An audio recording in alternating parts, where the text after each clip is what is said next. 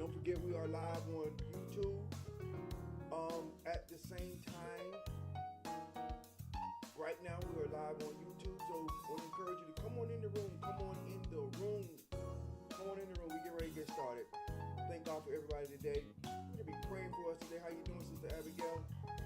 We're praying for us today that we can really understand that the law of God is actually necessary for us. It is actually, if you look at one of my subject lines of the live when you see it, it is telling us that the law is it merges the spirit with the flesh.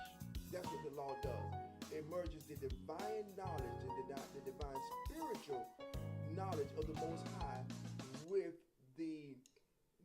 the flesh man, making the flesh man having the display of the divine knowledge of God.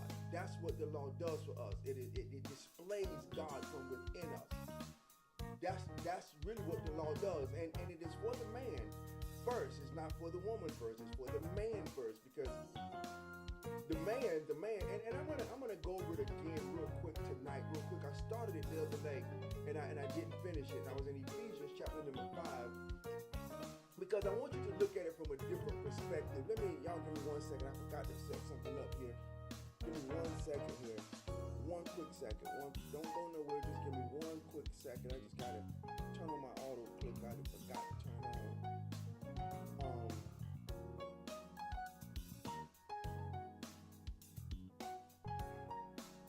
Yeah, I'm gonna turn it on here. Give me 1 quick second. There we go. We're back. There we go. I'm sorry, y'all. I'm sorry about that. But yeah, if you can hear me, and I pray that you can and that you do, that we the law merges the flesh man with the spiritual God, okay? And I'm going to explain that to you here in 1 second here. Over in, I think it's Romans chapter 14, verse 17. I think that's where I want to go. Romans 14, 17. Because you must understand this in order to understand us. For the kingdom of God is not in me. That's not it. 7:14. Romans 7 and 14. That's where I want to go. Romans 7 and 14. Here it goes. And it says that, for we know that the law is spiritual. For we know that the law is spiritual, but we're carnal. So under carnal, we cannot display the wisdom or the understanding, the righteousness or the holiness of the Most High. It can't be on display in sin, okay? And so the law is spiritual. So what the law does for the flesh is it merges the spiritual with the natural, therefore displaying the awesome glory of the Most High within the flesh. That's what the law does. And so when you hear someone saying that we don't need the law, what they're really saying is we don't need the display of the Most High in the earth realm. That's really what they're saying. They're saying we don't need the display of the Most High. We can do this without that because of the cross. But you missed the purpose of the cross. The purpose of the cross was so that we can become like Him. Well, what did Paul says? Paul says it like this right here. He says, be ye transformed by the renewing of your mind. That's what Paul says. And so if we're going to really delve into this thing, I think that we should really begin to look at it from a spiritual aspect. And let's see what Yahushua had to say about it when he said something. We thank God for everybody. It's like you're coming a little slow tonight, but we'll get there. Over in where I want to go, John chapter number 4, John 4 is a spiritual book. So if you're reading John and you don't understand the spirituality of John, you're going to miss a lot of the golden points in it. John 4 and 24, that's where I want to go. Give me 1 second here. Get my brother up. There we go. How you doing tonight, Paz? I'm good, huh? To God be the glory, man. We thank God for you, man. Tonight, we got a great time going on tonight. A great time going on tonight. Let me ask you a question, Paz. You can't let yourself up. Nah, moderators can't let themselves up. Oh, okay, okay, okay, okay, okay. All right, no problem, no problem. But here in John 4, how you doing, brother, we the people? Yo, shalom, shalom. How you feeling today? I'm too blessed to be stressed, man. I just, y'all bear me just for a little bit here, and just let me explain the value of the law and what it does, and what's happening when someone says that we don't need the law. Okay, I'm talking tonight. All right, let's get out the way. Yeah, because when someone says we don't need the law, it is really the denial of the Most High. It is saying like we don't need. It's like a child that's 2 saying I don't need my mother. Y'all feel me? To God be the glory, brother Pass. You feel me, right? When we say we don't need the law, it's like saying that we don't need a license to drive because we're gonna do it anyway. When we say we don't need the law of God, it's like saying we don't need air to breathe. I can breathe without that. You know what I'm saying? It's almost like this is why he says, for this reason I turn them over to a reprobated mind. Because in their mind, I don't need the law. And so when you hear people say that we don't need the law, what they're really saying is I don't need the divine knowledge of God. It's like, and in them saying that, they made the law seem as if it's grievous.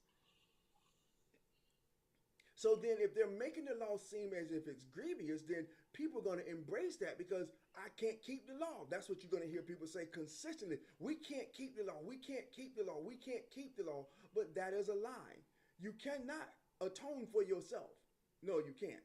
And so only thing that the bulls and the goats were for in times past was a shadow, because the Most High was not pleased with the blood of bulls and goats. He wanted the blood of a man to atone for the sin of man. As a matter of fact, if you want to be fair, it wasn't fair to the goats and the bulls because it was you that sinned, but they got the sacrifice for you. It wasn't fair to a cow or a lamb or a bull or whatever they were sacrificing, a turtle dove, whatever it was, on behalf of you. They weren't even human. They couldn't even speak. They had no idea what sin was. That's why they had to find a perfect one. He couldn't be cross-eyed. He couldn't have one longer foot. He had to be a perfect lamb. They had to examine it for 3 days before they could actually unalive it. Any imperfections in it, it was not qualified. And so you're going to tell me now that you don't need the law after a perfect sacrifice came? And now you're going to tell me that we can't keep it after a perfect sacrifice? What you were saying is that Israel or Yasharel was not responsible to keep the law even after they had unalived the cow. Even after they had unalived the bull, they didn't have to keep the law no more. Oh, I'm good now.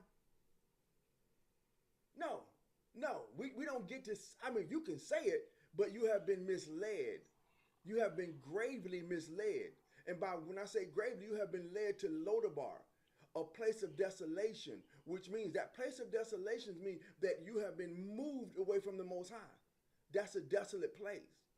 You are no longer under the shadow of the Most High. You are now in a place of a reprobated mind where you think that you know, but you don't know nothing, because you don't understand that in order for the Most High, Yahudah, to actually atone man, he had to become like man, because he was not satisfied with that. You know what I'm saying? It's almost like you. When I was a young man, and I worked at this company. This is just a sidebar. And all the owners were ish people. All of them were ish people, and they had cars. They had Mercedes Benz, and I was a real young man in my 20s. And every day I would go to work, and I say, one day I'm gonna have me a Mercedes. And so I before I got a Mercedes, I had a Dodge Caravan. I had a Chevy Tahoe. Before I had any other cars. But eventually I was able to obtain what I said I was going to get. Now, what does that have anything to do with anything? I was not going to be satisfied until I got what I wanted. The Most High was not satisfied until he got what he wanted. He wanted the blood of a human that was perfect to be the atonement. That did not say, okay, you don't have the law anymore. That just means that that aspect of the law was no longer necessary because I'm satisfied with this piece. Now, you, my friend, you have to accept the atonement. He accepted it, but have you accepted it? And by you accepting it, this is what it means. It means you would abide by the law. If you love me, you would keep. And so what that does is that when you keep the law, when it's a moral standard within you, what it does for you is it makes the spiritual God flesh because of you. Let me go to John 4:24. I'm going to prove it to you. I'm going to start at verse 23. And it says, but the hour cometh, and now is. Let me explain now real quick. Now is always eternity, okay? Because now always exists in eternity. Because the moment of the now, you cannot prepare for the moment of now. Because now is always now. It is not future, it's not past tense. So since now is always now, by the time I got these words out of my mouth, now had became then, and now my now is now. And so since now is always eternity, it's not future because you planned, it's not past because it's always gone. So when he says the hour is come and now is, so what he's saying here, now is when the true worshipers, the eternity, true worshipers, those are the ones that see the value of the law and want to do it. That's the true worshipers. Write that down. The true worshipers are the ones that see the value of the law and want to keep it. Just because you go to church does not mean that you are spiritual. Just because you speak some gibberish, I call it the Kundalini spirit, does not mean that you are spiritual. Just because you pray don't mean you're spiritual. Just because you read the Bible does not mean that you're spiritual. What makes you spiritual is this. The law is spiritual. That's the law. Okay? It's spiritual.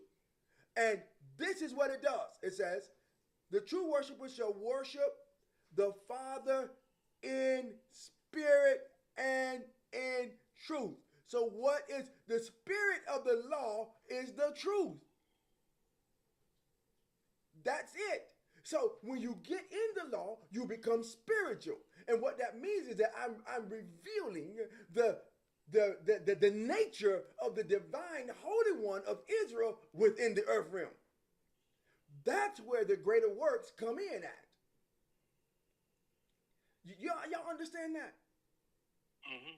I got you. You're saying that the now is a constant presence.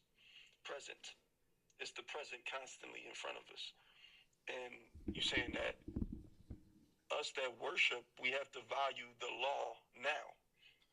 Every moment that we are present in, we have to value that because we know that Yahusha is the truth, but also the law is the truth. So you're saying that to get the spiritual side, we can't get the spiritual side by saying that, ooh, I got an emotional sensation that ran through my body. I'm going to speak some gibberish and act like I'm super spiritual. You saying that the law is spiritual. And if the law is spiritual, if the Holy Spirit is present in us, then it's going to bring out the laws that we keep. It's going to bring out the commandments. It's going to bring that out. Not tomorrow. Well, one day we'll do it right when Yahusha comes back. We'll live that way. Not in the past. Well, that's what they did in the Old Testament. You're saying that it's a now thing. It has to be presently active at every moment that we have a now going on. It is the very breath that you breathe. When are you breathing? Now. I hope that settled with some of us. I hope that you caught that. Because this is what he's saying. Now, this is, because some people will say, well, who said that? Yahushua is saying this now. Okay? This is in red. in your King James Version Bible. This is in red. And he says, but the hour is coming, and now is, when the true worshipers shall worship the Father in spirit and in truth, for the Father seeketh such to worship him. So if we're going to worship him, we have to see the value of the law. If you don't see the value and you are preaching or teaching, you are saying, I believe, and you don't see the value, you are like a cymbal. You know what that means? You got a loud sound, but it's only for a moment. That's what it means. You know, if anybody who don't understand drums, you hit the cymbal, you get a bang, and it quickly moves away. It's over. But if you got the law, it is now. It is always now. Do y'all understand that that's what David had and David understood? David understood. I was just about to go there. Facts. Go ahead. You in the ruach, man. Go ahead. David understood the value of the law. This is why he said, I stand in awe. So when we understand the law, we are always astonished at the law. It is always refreshing. It is always the cool thing. It is always the hot thing to do. See, he says, I spew you out because you were neither hot nor cold. Cold means you were not refreshing. Hot means you were not the end thing. So because you were neither, he said, I spew you out. And the only reason you were neither is because you did not see the value. That's why David says, oh, magnify the Lord with me. You must understand what that means. That doesn't mean that you can make God bigger. What that means is that you can see the value of him bigger than you saw it yesterday. That's where the true worshipers show up. And now is, and now is, and now is. And then he says, verse 24, God is spirit.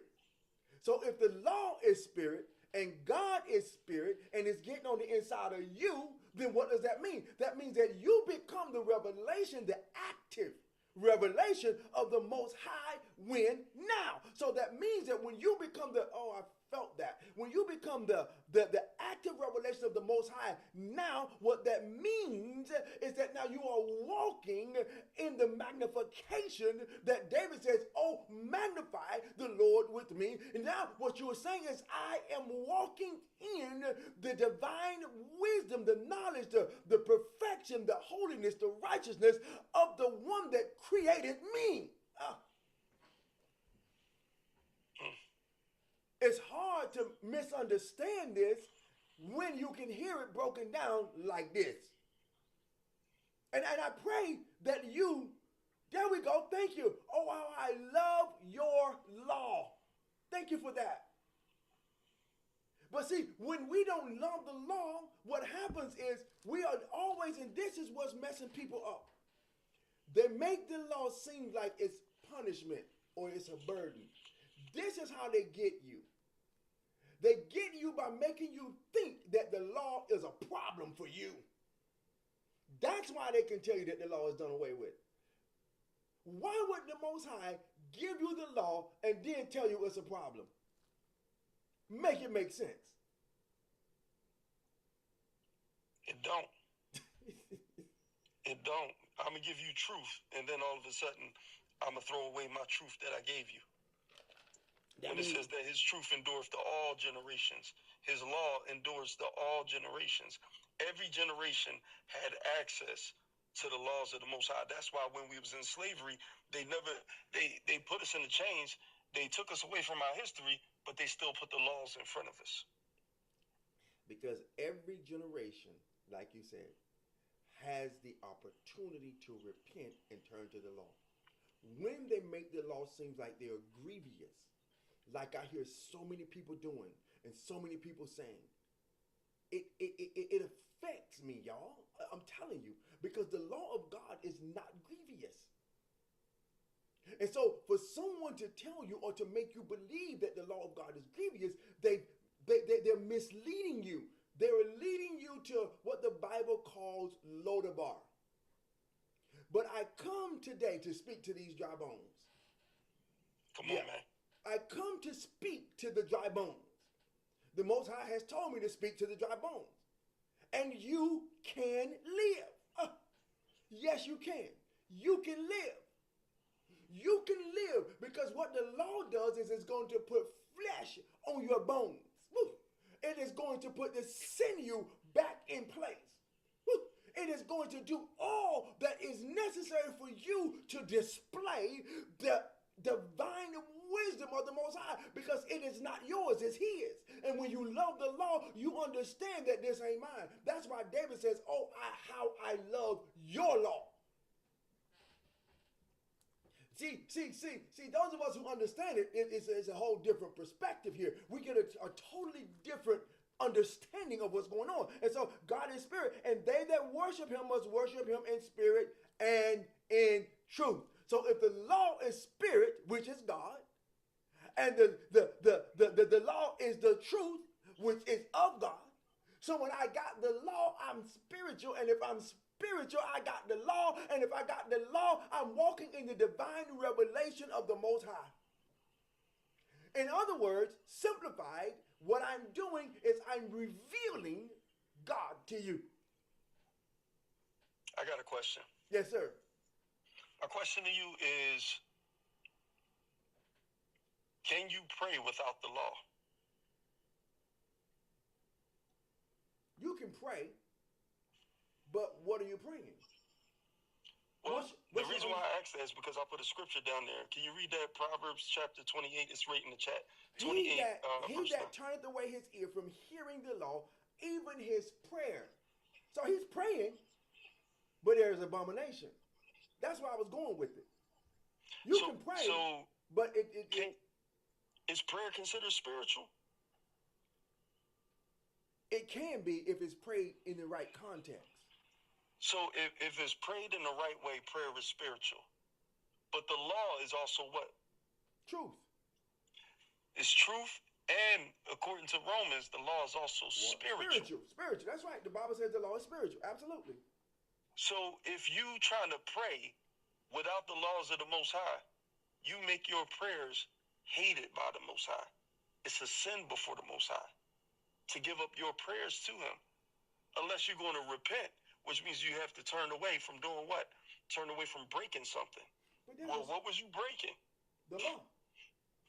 So if you got to turn away from breaking his law, you have to turn back. Through Yahusha gives us the ability to turn back to the kingdom, where you're going to go into this kingdom. You're going to escape 304 them. You're going to go into the kingdom, and you're going to run directly into operating in his kingdom. And nothing in the kingdom operates without the king's laws. Nothing. And you're saying you're saying I'm on my way to heaven.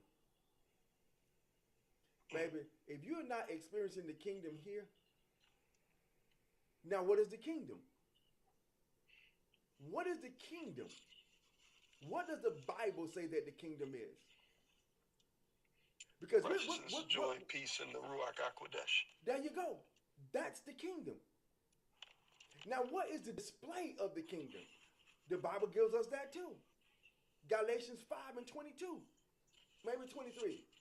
It gives us the display of the kingdom within you. And what those are the characteristics of God being displayed in the earth realm. So if you're going to say, I don't need the law, or I can do it without the law, then what you're saying is, I don't need God. This is why our women want to take the place of God in your life. Because we men have determined that we can do it without God. But the fruit of the Spirit is love. That's 22. Did you want me to go to 22? Read it. So this is Galatians chapter 5, verse 22. But the fruit of the Spirit is love, joy, peace, long-suffering, gentleness, goodness, faith, meekness, temperance. Against such there is no law. So in order to reveal the divine knowledge of God in the earth realm, there is no law. But when men, see, the problem is if we don't worship God, you're going to worship your woman. Oh, If you don't worship the Most High, you will worship the woman. Because what God put in the man, he put in the man that piece that makes him worship something.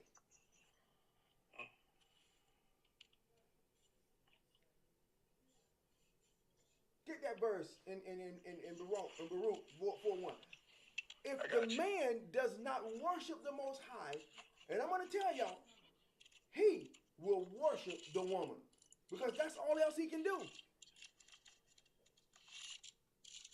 You know what I'm saying? If he's not worshiping the woman, then he has been turned over even worse. Because now he's worshiping other men. While you get that, I want to read something to you. I got you. I got it already. Go ahead and grab that. Okay, so this is Baruch chapter 4, verse 1. This is the book of the commandments of Elohim and the law that endureth forever. How long? All they forever. All they that keep it shall come to life, but such as leave it shall unalive be deceased, no longer with us. Lodabar, you going? You're out of here. See. Let me explain that too, because a lot of times we think that DEATH is total unalivement. No. Let me explain that. You are in Lodabar. Lodabar is a place where you go when you deny the law of God. It's like you make a headway to Lodabar. And what Lodabar is a desolated place, which means that I don't need to be covered by the Most High. Can I hit you with the second verse after that? Yes, sir. Come on. Well, the next two verses, I'm just hit the next two verses. It says, "Turn thee, O Jacob, and take hold of it." Who? Turn thee, O Jacob, and take hold of it, aka the it is the law. Walk in the presence of the light thereof. Walk in the presence of the light thereof. You gotta be active in it. The law is what? The light, right? Facts. Well, hold up. The commandment is a lamp. Right. Because the Yahushua was saying something. He said that you are the light. Mm-hmm. Didn't he say that? Facts on facts. So when we walk in the law, we become what? The light. And do you pay a light bill every month? Unfortunately, yes. But if you became the light, where the money coming to? Go ahead, keep reading. You slick with that. That was a good one, huh? Turn thee, O Jacob, and take hold of it, the law. Walk in the presence of the light thereof, the light of the law, that thou mayest be illuminated. What you just said. All right. It says, "Give not thy honor to another, nor the things that are profitable, the law, unto thee to a strange nation." You got to keep it. Israel. This is very simple, y'all. This is not hard. This is not hard. It's only hard because they have told you that the law is grievous. And men, and I'll say it again, if we don't worship the Most High, you will worship your woman. And the problem is, she expects it. If you don't worship her, she expects it. Guess what she's going to call you if you don't worship her? You're going to be called a pedophile. You're going to be called a the lover man of lover. men. You're going to become Yep. a vagabond. You're going to become Right. all these names because I need the worship of a man. And if the man ain't, and all I need one man to worship me, but I need all the women to see that he's worshiping just me. Uh-oh. That's what they need. I need all the women. I need him to worship me, but I need all the women to see that he's worshiping me. And I want all the men to see what I look like. So I want the attention of all the men. I want all the women to see it. And so what has happened, and it is not a woman problem, it is a man problem because we changed the glory of the Most High into something else. And for this reason, let me read it. Because when they knew the Most High, they glorified him not as the Most High, neither were they thankful, became vain in their imaginations, and their foolish hearts were darkened. And their foolish heart were darkened, professing themselves to be wise, they became fools. Let me go over here right here. Who changed the truth of God, who changed the law of God into a lie, and worshipped and served the creature. Who's the creature? The woman.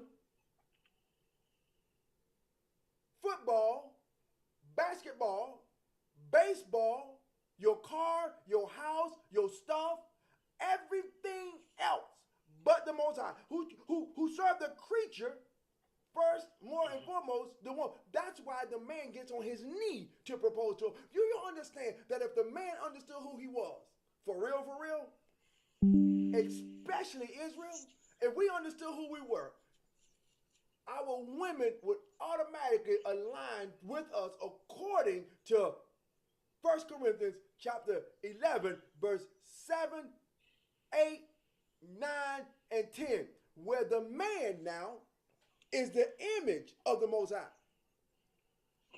So she would see you the way Sarah saw Abraham as Lord. Most of your women don't see you as Lord. Most of our women don't see us as that. Our women see us as, and that's because we have diminished. Definition? Huh? What's the definition? What's the definition of that? Of what? What did I say? Of what Abraham was called. What's the definition of that? Owner, ruler, and master. Wait a second. So, is that an unrighteous thing for a woman to see her husband like that? It's not unrighteous. As a matter of fact, it's unrighteous for her not to see him as that. And I'll tell you why she don't see him as that. Because there are so many other men that want your spot. Not as the husband. They don't want your spot as a husband because those men will take your woman today and smash her like it ain't no thing. Run a train all on her like it ain't no thing and send her back to you. So they don't want her to be owner, ruler, master, but they definitely want her for her to submit to them. So they want to rule her. They want to rule her. Master her, but they don't want to own her. They don't want to own her. And so the husband is the knows only one that's given with the task of ownership. But right. She'll let somebody else rule and master her while the husband owns her. It's already happened. That's why when you get married, they expect you to take her to a nice restaurant, get on one knee, and present her with a ring. Why do you present the woman with a ring? And you know that the engagement ring is bigger than the wedding ring. You know that, right? Because this is Egyptian in nature. All of this stuff ain't got nothing to do with the whole culture of getting on a knee and putting a ring on your quote-unquote ring finger is the culture of Egypt. And that means that you marry somebody that's been ran through. If you got them through the culture of Egypt. Not just somebody that's ran through, but you got a husband that has many wives that he hasn't claimed, which means that he's an infidel and has denied what? The faith. But you'll get on the knee, you'll receive the ring, you'll put it on, and all of this stuff like that. And you don't know that putting on that ring is saying that I've been ran through by the laws of the Egyptian culture that I pledge allegiance to with all my high girl summers.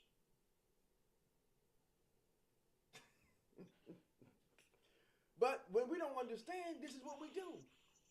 as men. And so back to it. Men, if you don't worship the Most High, you're going to worship that woman. And they have been taught to expect the worship. This is why they'll tell you they want to remind you of their value, and their value is based off of other men desiring them. Remember what the word worship means. It has two definitions. The first is something worth shipping. So you got to have some value to yourself. The second thing is to be like that. So in other words, the man becomes the wife because he wants to. What's a wife? A wife is a male husband, a male wife, a man that's the wife. So does that really exist? Do it exist? Are we on live right now? Yeah, we there. We here. You answered your own question. Go ahead, I'm gonna get out the way.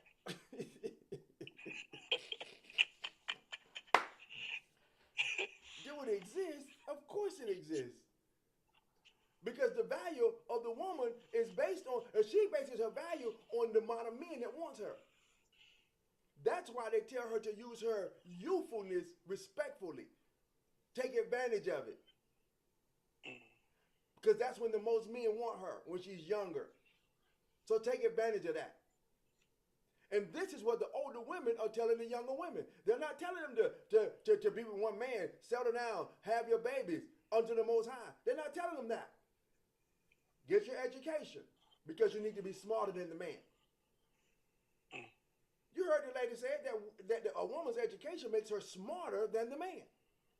Yeah, it's a viral video going out where a woman is saying that. Very true. Mm-hmm. And she has a huge following. Mm-hmm. And her name is represented in the Bible. We ain't going to get into that right now because I don't want to call the name out. Mm-hmm. But I'm telling y'all, we got men, back to the men. If you don't worship the Most High, you will worship something. And that something, here we go, who changed the truth. What's the truth? The law. The law. That's the truth. Into what? Into a lie. What is the lie? We don't need to keep it no more. Anti-truth. Anti-Christ. He says, who is blessed forever. For this cause.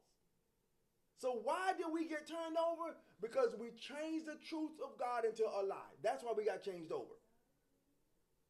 Into a lie. For this cause, God gave them up. Who did it? When you run around and you're saying that it's the devil, I want to correct you right now. It's not the devil. The reason you're going through what you're going through, the reason you're aching in your body, the reason you're having so many sicknesses and disease, your poverty, all of these things are happening to you, Israel, is because you changed the law into a lie. That's why. That's why. That's why. We changed it into a lie. I got to do what my wife say. What about what the Most High say? The Most High say you touch it, you keep it. You say, no, I done left all them, this mine now. That's what you say. So is that a lie or is that truth? Yes, Christianity did teach us to lie. Teach us the lie that the law was done away with. That's very, very true. So when you oh God, man, this is serious right here. Say that again. I was going to say something because you're saying that women being worshipped is something that's against the Most High, correct? Well, let's go to the scripture and see what the scripture had to say about it. Okay, all right, because I was gonna bring up a scripture, but Let's see where you go. I want to see where you go. Well, first of all, I was gonna go right back to where I was at earlier. Where I was at John 4 and 24. Because a lot of times when we read the scriptures, we need to know who he's talking to. John 4 and 24. And they that worship me must worship me in spirit and in truth. Facts on fact. So in 1 Corinthians chapter 11, verse 7, the man is the image and the glory. So when the man is not representation of the glory to the Most High, how can the woman be representation to the glory to the man?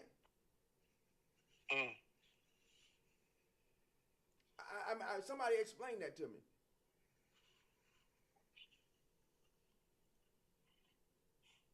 Run it back one more time. I want to make sure I answer it right. How can the woman, if the man is not the glory to the Most High, how can the woman be the glory to the man? Can't. She can't. Can't. Because the man is out of line. Facts. So the piece that needs to go in, we missed it. Come on, read Jeremiah 17. I'm going to go to Proverbs 4. And somebody get Ecclesiasticus. Okay. We're going somewhere with this.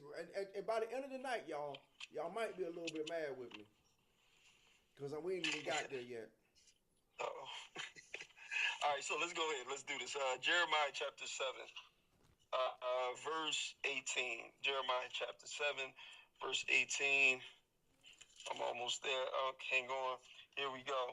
It says, the children gathered wood, and the wood, and the fathers kindled the fire, and the fathers kindled the fire.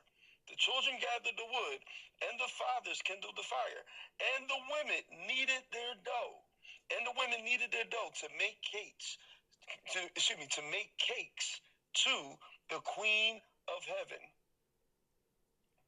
So I can keep on going. It says, and to pour out drink offerings to other gods, that they may provoke me to anger.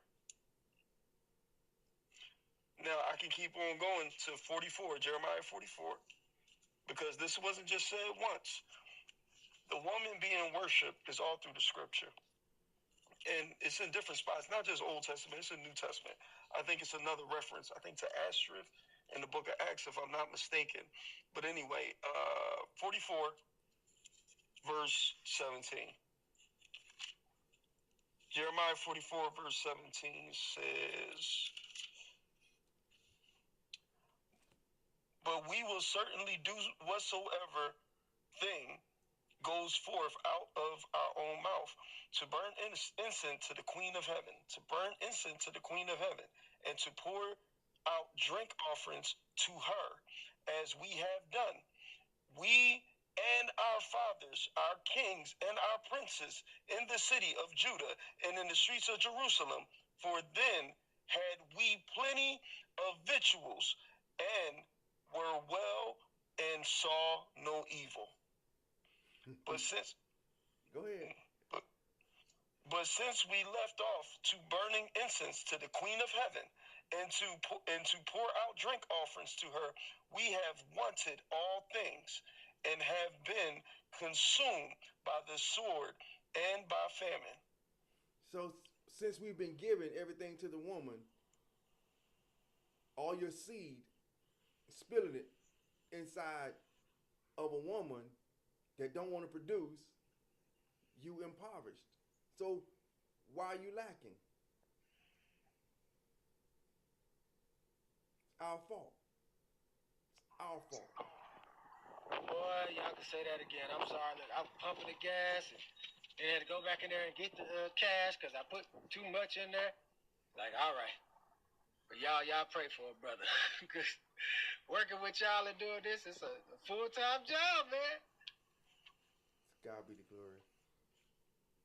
Someone put up there, Proverbs 4 and 4. He taught me also and said unto me, let thine heart retain my words, keep my commandments, and live. Yahushua said, I came that you might live.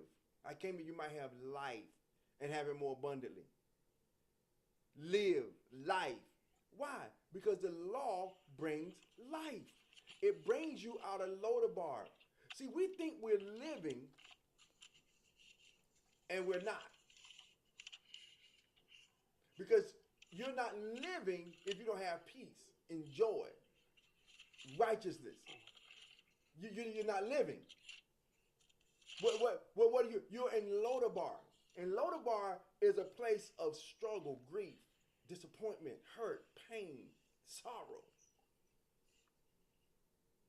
So if we're going to stay in that place, that's our choice. That's our fault. That's what we want. But there is a king that has came and said, go get the king's son out of Lodabar. That's royalty.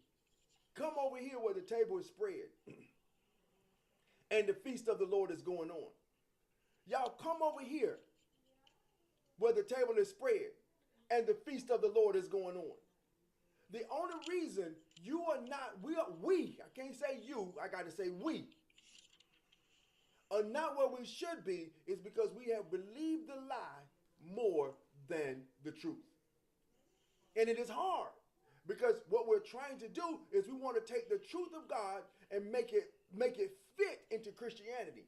I want to tell y'all something. The truth of the Most High will never fit into Christianity. And anybody that tries it will get mad because it can't work. It will not work. Do you know that's what the Bible is referencing when it talks about adultery? When the Bible is speaking of adultery, it is where we're trying to mix the truth of the Lord with carnal ways. That's adultery because I don't care how much you stir it, I don't care how much you mix it, it will never become one. It's not like sugar and water. You put sugar in water, it dissolves. You put salt in water, it dissolves. You put baking soda in water, it dissolves. But you will never be able to put oil in water. I don't care what color the oil is. It will never mix with that water. That's the law. The law of God will always stand out in relation to everything else. And when we try to mix it, you get mad because it won't. It will not. And one of the things that we try to mix it with is how we get married. How we get married is bad. It's very bad because intimacy, according to the law, is marriage. You understand what a wife is? What is a wife? Tell me. What is a wife? When you understand a wife, then you understand why two women can't do it. You want me to get the definition? Yeah, please.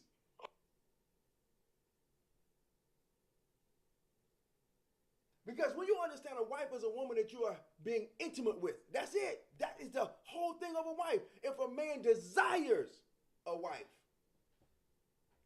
he desires. Well, what do you mean? I desire to be intimate with this woman.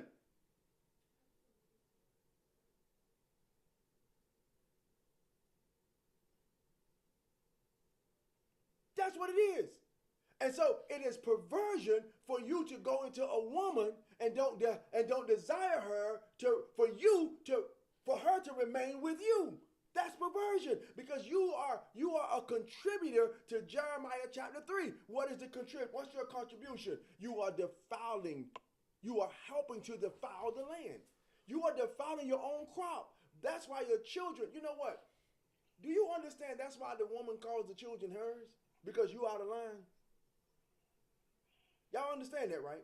That's why that woman says those children are hers, because you are out of line.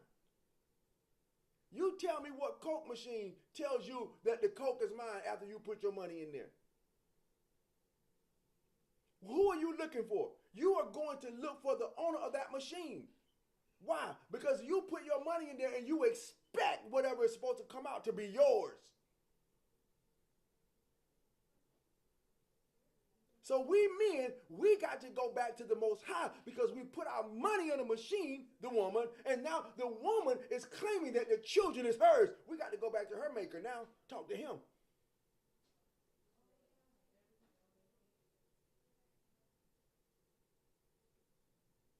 Yeah. Yeah, that's what we got to do as men. Because what we've done is we've created. There you go. A female human or a married woman. That means a wife is a woman that a man is being intimate with. Intimacy is marriage. This is why Yahushua would say you have had 5 husbands, because she had been intimate 5 times. That's a low number in comparison. That's a very, very, very, very low number in comparison. And so it is a sin, because he said, go and sin no more. So it is a sin, it is a transgression of the law for you as a woman and you as a man to continue doing that and think it's okay. Divorce and remarrying. No. You don't get to remarry. Let's call it what it is. I'm an adulteress and I'm committing adultery. Let's call it what the Bible calls it. That's what it says. Come on, somebody correct me if I'm wrong. Where does the Bible speak of remarrying?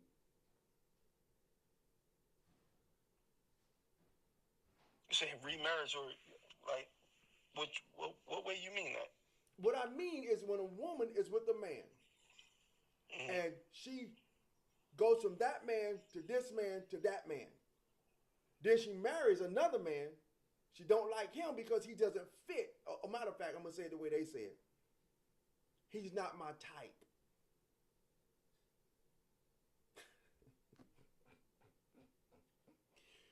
Dude, this is bad. Because now we have to do it the Most High way. And so when see, and when I say remarriage, let me go back to that word. I was going to say it. Yeah, I'm gonna go back. I'm gonna go back because remarriage is possible. Okay. Oh, it is. All right, because Deuteronomy 24, I think verse 1 through 4 is. If she go and becomes another man's wife. Right. Are we talking about remarriage in that sense? Because the law. We're talking about remarriage in the sense of a Christian perspective. No, not in the Christian perspective, but it does talk about the bill of divorcement. Right, it talks about the bill of divorcement. And right. Now you must understand what the contents of the bill of divorcement was. It was a letter of reference. It was her taken away from you when you go to school and you're transferring from one school to another. What do you have to get from the previous school? Transcript. And what's on the transcripts? Everything that you did in that other school. So the bill of divorcement had a list of everything you did in that other school, because you would enter the course. You were having intercourse, which means you entered the course. So now, since you entered the course, now I need to, there you go, your grade. I need to write out what it is, the reason we are separating. And it was the man's responsibility.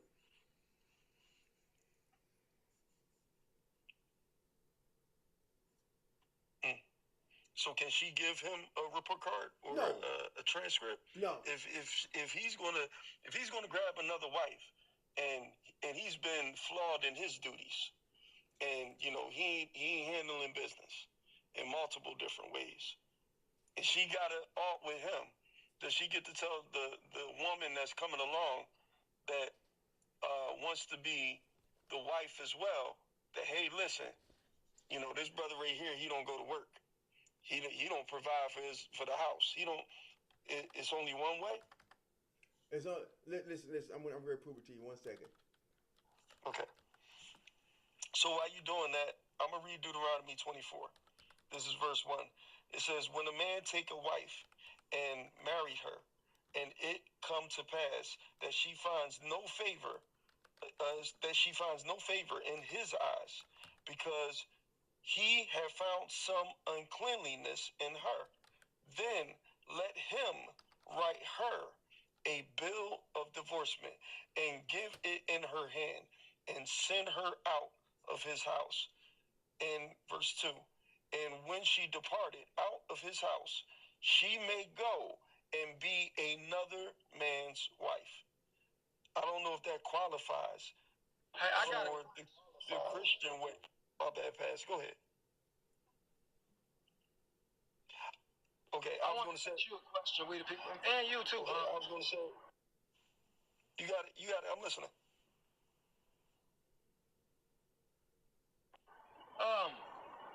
Can a woman's words be like a man's hands? I would say, I would have to say yes. I'm gonna say a woman's words can be like. I'll put it to you like this: if we saw a man that couldn't control his hands and was putting hands all upside his woman and stuff like that, everybody would run to that situation or call the cops or something like that, because nobody in Yasharel should stand for that type of abuse, being done, especially to our Israelite sisters. But I believe, and this is me from what I'm seeing, the way that a man refuses to control his hands, some women refuse to control their mouth. And the same damage that the hands can cause can also be caused, or maybe even sometimes greater, by the woman's mouth. And what's happening?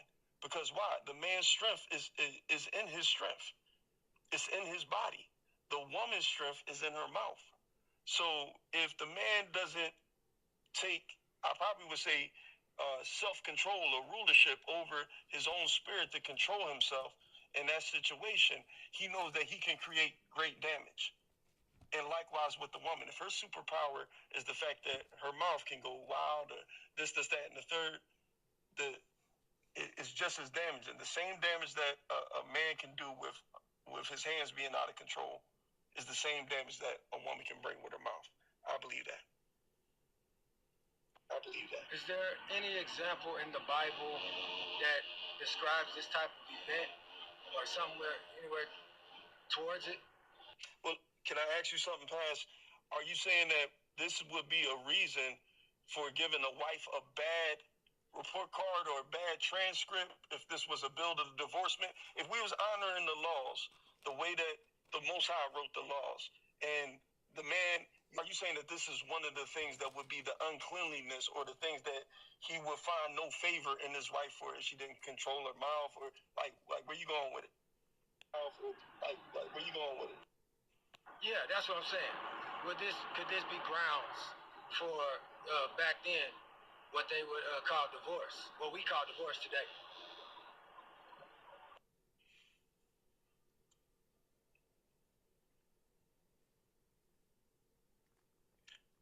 I believe that the uncleanliness and him finding no favor in that way, being that this was pre what Yahusha said, saying that the only cause would have been for the adultery and the fornication. There's a part in Ecclesiasticus where it says that if your wife won't go in your way, if you trying to direct her, lead her, and guide her, and she's not going in your way, it says that, hey, give her a bill of divorce. Like, don't cut her from your flesh. He said, cut her off from your flesh and give her a bill of divorce. I can look up that to make sure I'm quoting it right, but I believe that I'm somewhat in the ballpark of that. So that was grounds, if not for the divorce, at minimum, I would say separation. In that sort of sense where if she was basing out, let's say if a woman was basing out her man or whatever else like that, speaking to him as if he was a child or, whatever else like that. And that's not the honor and respect that Yahusha would receive in that position. And, I don't know. Like I'm saying, it's hard to say because I don't know. I would have to paint a situation, a circumstance, a scenario, whatever else like that, and just kind of make it up. But I can get the scripture in Ecclesiasticus that talks about if a woman refuses to follow the leadership of her husband and how they dealt with it concerning the bill of divorce. I can dig that up. That takes us into the next part that we were going to go into, because there is a video that's going crazy. I hope I didn't mess nothing up. No. I was just going to show us where the Most High unalived 20,000 men because of what we do in the book of Numbers. I wanted to show you that. But since you brought that up, let's just keep moving in this direction, because this is where I was going anyway. Because where I was setting us up for was understanding the law, the value of the law, so that the man could understand who he is and whose he is, and bring everything into proper perspective. But there is a woman that is actually has gained a lot of momentum, and she is actually telling women to leave the men, and they are listening to her. They are listening to her. She is actually telling women, and they're saying she's speaking truth. They're saying this because I want to tell y'all something. A woman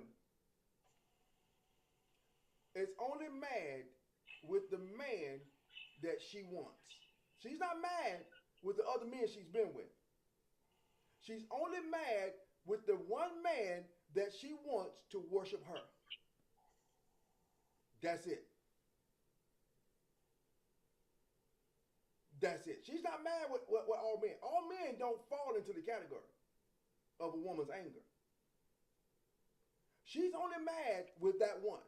So this woman that is speaking and gaining all this momentum, she's mad with one man. But she's making all these women mad with the other men. And you see what the women are putting in there, right? Exactly. Because there are men out there. And a lot of times, right, as a woman, you are only mad with that one man because you can't get him to worship you. I'm going to prove it to you. Why did Eve eat from the tree? She was not competing with Adam. She was competing for the position of God in Adam's life. That's what so her competition was with God. She was competing to be God to Adam. So she wanted the roles to reverse. Do y'all see that happening today? Facts on facts. So there is this woman that is teaching women to leave men. Now, one scripture in the Bible is referencing women turning to women. That's Romans chapter 1. What letter or what notable letter is out all over the world right now, or all over our country right now, that expressly and explicitly states to put the woman in front of the man? Anybody remember what that letter is called? So you said the letter in our country? Yeah, it's one letter, it's 2 pages. It's the Willie Lynch letter. It tells him to do what? Put the woman where? It says remove Why the you man. took it straight out of my mouth? The Willie Lynch letter. Facts on facts, fast. It says, he said pretty much they were supposed to switch the roles with the man, make the man pretty much subservient, and it was saying that you pretty much have to embarrass the man. You would have to what's the word? Emasculate. I'm saying it wrong, but emasculate. Pretty much chop off the testes of the man in front of his own family, in front of everybody. And then after that, give the woman the position over the man after he's been emasculated.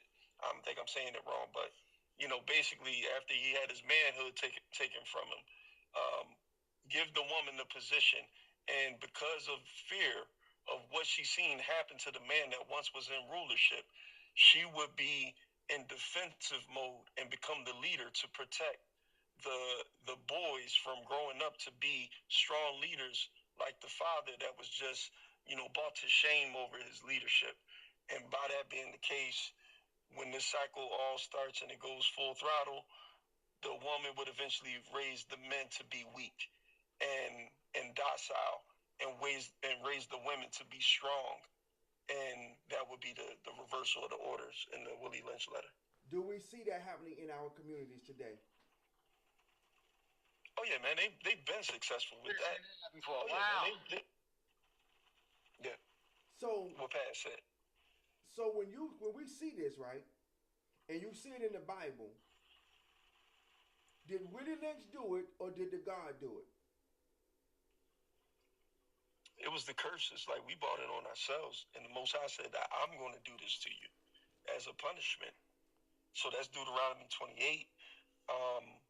And he gave us, I don't know how many times the Most High said, I'm doing this. This is me doing this. I'm doing this. Even though it mentioned the other nations that were coming as swift as the eagle, had a language that we would not understand. All of the above, it really didn't matter. The only thing that really mattered was the fact that our disobedience really was what was brought us there. And not only our disobedience, but also the Most High said, I'm using the other nations like a belt to whoop y'all behinds. He says, for this cause, God, the Most High, Yahudah, Elohim, gave them up unto vile affections. Everything changed because the man won't worship God. Everything changed because the man won't worship God. Remember now, someone asked me the other day, I know who it was, I'm just not going to call their name out. Why would God create a woman, make her evil, give her to us, and tell us to fix it? Say it again. Why would God create a woman, make her evil, and tell us to fix it? Make the woman evil. Go ahead. And I said, well, first of all, he didn't make her evil. Okay, facts on facts. All right, we on the same page. I said the second problem is she's only evil because the man chooses to worship her over the Most High. So wait a second. Let me ask you this. All right. Does the woman have a mind of her own? She thinks she does. She thinks she does. She doesn't realize that she has entered the course with somebody, whether it be this woman that's talking, whether it be TV, whether it be her husband, whether it be the pastor. She has entered the course with somebody because a woman's mind is designed, the way that God created that woman's mind, it has to be influenced by something. So you're saying that a woman does not have an original thought? How could she? When God didn't give her that. God created her, didn't say one word to her, so the first thought she had was what Adam gave her. So if she aborts what Adam gave her, right? If the woman aborts what Adam gave her, while Adam is walking in righteousness, he ain't did nothing against the Most High. But if she aborts that, you saying that she's automatically looking for another entity to validate what she thinks? She's no. That's opposite.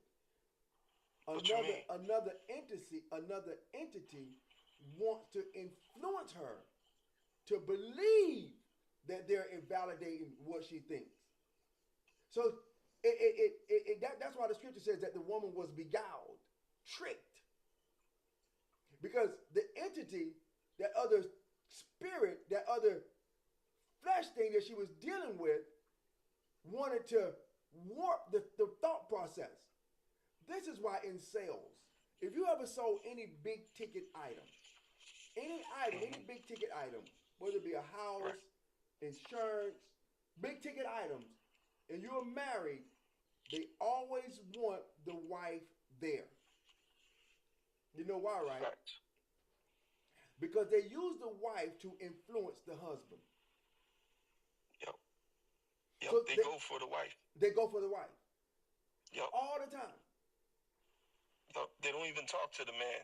Anytime that they trying to sell something, even if the man is standing right there, you so right, they will literally start speaking to the woman, even though the man is present. It's almost like Genesis. It's almost just like Genesis. Almost, it is. It's the same thing. And the problem is, we don't understand it because they know that the man is going to worship who? The woman. So, all right, man, you dipping in on something right now. They know that the man is going to worship the woman. What does the Most High require from the man? Obedience. Worship. Worship, obedience, Worship. the same. Right. Facts on facts. So when the man is not obeying or worshiping the Most High, he's going to obey who? He's going to obey the woman that was influenced by the salesman. That's why the scripture says in Isaiah 3:12, they that lead you, they that rule you, lead you in the way of error, because you have changed the truth of God into a lie where you would rather believe the woman over the Most High. And so what has happened is we have given her a responsibility that she was never created to handle. We did it to her. And we want to make it seem as if it's okay, and it's been it's so far out of line till women don't even want to give it up because they think that it's right. And the thing about it, right, they have done it so long until they have developed a type of man. See, but don't you think that this is leading us down a very, very bad path? It has been. Yes. Well, no, I don't think that we've seen the worst of it yet. I believe that we on our way because, like I said, I said this in a couple of lives before, like, men are going to make the adjustments. And if men make the adjustments to that type of woman that's out there that's doing these things, it's not going to be a good situation for us as a community of people. I don't think that it is. And the thing about it is that I don't think that right now. Yeah, facts. Because, all right, so you got the older woman from the video that you're talking about that's out there influencing other women to stand up against their husbands, to stand up against men, to leave them so that they can be in the same situation that she's in, which is, whatever it is, by herself, men hating or whatever else like that. All right, so we got that. And you're saying that the women are starting to respond to this. I want to, there's a video that's going around, and I've been trying to warn, especially women, about the responsive men. And the responsive men is not coming out of the middle-aged men, and it's not coming out the older men. These are the simps.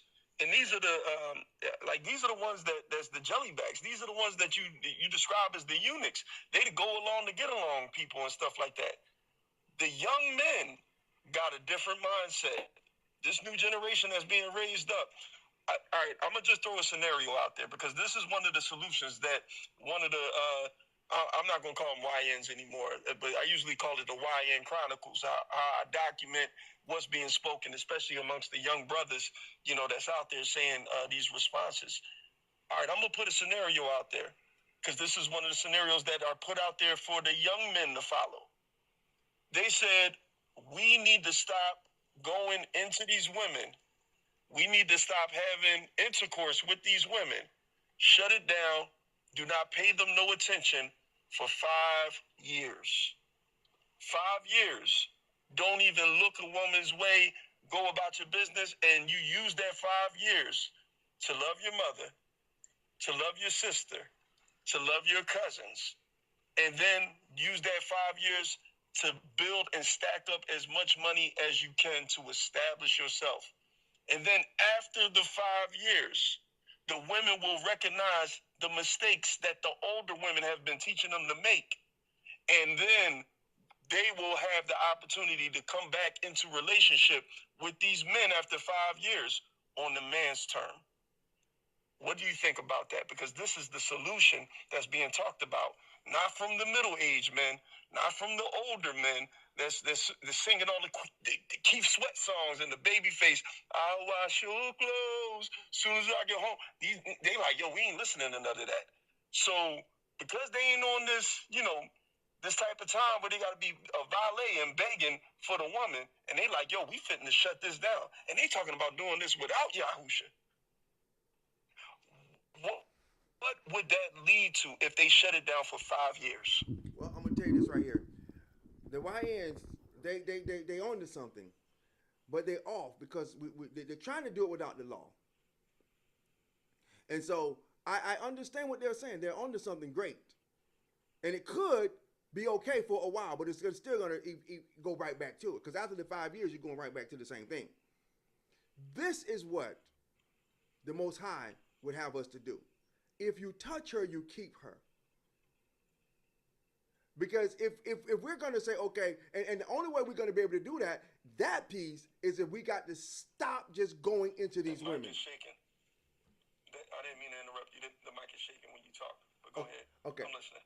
We got to stop just going into these women just because. See, that's the real problem. Because her value, she bases her value on the amount of men that desire to use her for a trash can or a cum bucket. That's where her value is. And so as long as we endorse that value, it'll never be fixed. Even if you stop for 5 years and build all your money, the only thing you're going to do is go right back to doing what you were doing before, and you're going to make her value there. But look at this. What happens when we're doing it this way, it makes her value less. Put the two together. Because when you read in the scripture, what woman has the least amount of value? What does the Bible speak on it? The Bible says a 304. Fact, she shall be counted as spittle. So she's going to, it says that the woman that has multiple men is going to be counted as spit. And then after it says that the shameless woman will be counted as a dog. So she's compared to spit and a dog. Hey, Jermaine. In comparison to a virgin that kept herself in her virginity. Absolutely. So if we're, and so the only reason, see, you got to remember now, who did the Most High give dominion to? Gave it to the men. And so anything that a man endorses in the earth realm becomes legal. Y'all know that, right? Anything that the man endorses in the earth realm becomes legal. And because we made it legal, we are being held to the fire for the legality of 304-dom and infidelity. Because we made it legal. According to the standard that the Most High gave us, it's illegal. Don't turn your daughters into 304s. If you touch a woman, you must keep her. If you desire a wife, you can't diminish the rights of the first wife. We changed all that. If I desire another wife, I got to leave this one so she can be defiled by another man. We changed everything. Divorced this one to get to that one. We changed it where the marriage is no longer by intimacy. Now the marriage is by the vows. The men did this. And so now we're being held to the fire for the debauchery that we created. And now we're going to come to this place and we're going to say, it's she. I'm going to say it's you. Because we are the ones that embrace this type of behavior. Because she couldn't be like this if we didn't embrace it. Let's make it illegal. Let's make it illegal for men to go into women that have been claimed by other men. Let's make it illegal for women to walk around and call themselves single. She must be covered by a man. And if she can't go back to her father's house, then some man need to be covering that woman. Because our nation is in a total disarray. Because we men only want intimacy with our women.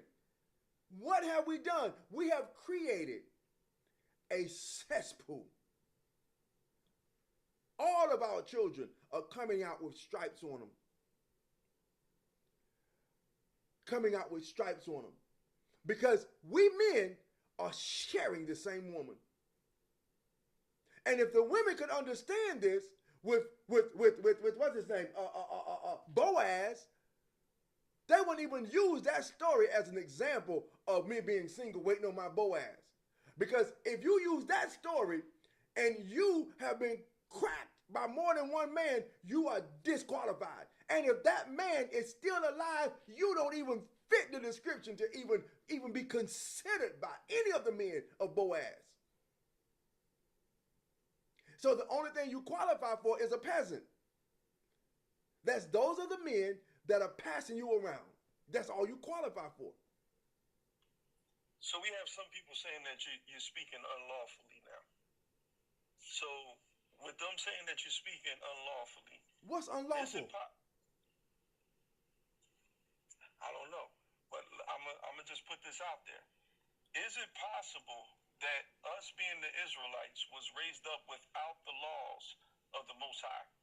And then after we was raised up without the laws of the Most High, us being introduced back to the laws of the Most High, we would have to call the Most High's laws unlawful to accept what we've been living this whole time. Is that true? Absolutely. But that's where we started at, though. Brother, we the people, we started right there. Right where you are. This live started right there. Calling the Most High's laws unlawful is what? It's antichrist. Antichrist. That's what it is. And so for someone to say that, no, that's against the law, no. If you, as a woman, and see, the thing about it, listen.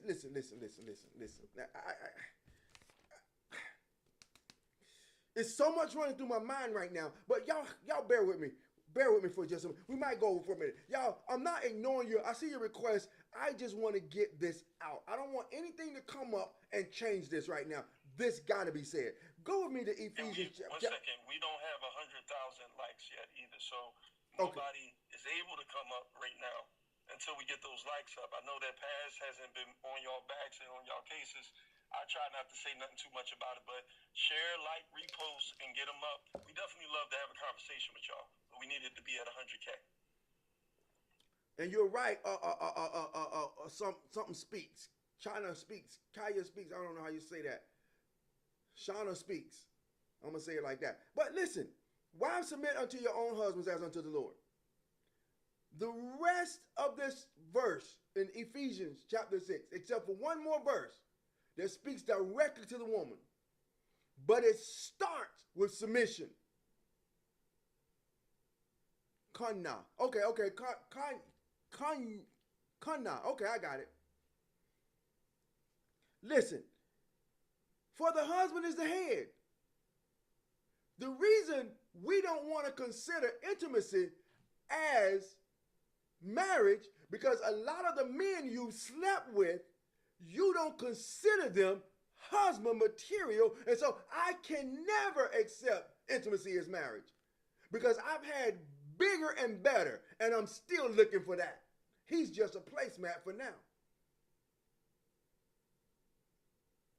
Yeah, I'll read it again. Wives, submit unto your own husbands as unto the Lord.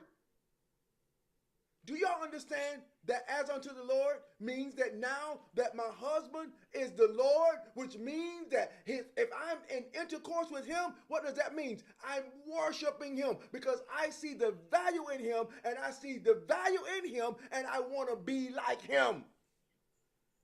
So wait a second. It says, wives, submit yourselves unto your what? Own husbands. Does that mean the man that you let into you, or does that mean the person that you took the vows with? The man that you let into you. I just wanted to be clear on that. Why do you say the man that you let into you instead of just the vows? Like, yeah. Ain't you being a little hard on people that didn't know the laws or anything else like that? Because now it's a situation where we have people that let men into them because we're dealing with the wives right now. There are people that women have let inside of them, but they don't acknowledge them as their own husband. And they say that I'm waiting on a husband, even though they've been with another. So when it starts it off and it says, wives, submit yourself to your own husband, does that mean that they got to look at the last person that they was with? They need to. We need to. And I like how you put that, the last person, because what that means is we don't get to change it as we're moving along. And so women, that man that you've created in your mind, he's not my type or that's my type. Because if you've created a man in your mind that's your type, guess what? Probably 107 more women got that same idea of a man that you got. And you say you want him all to yourself.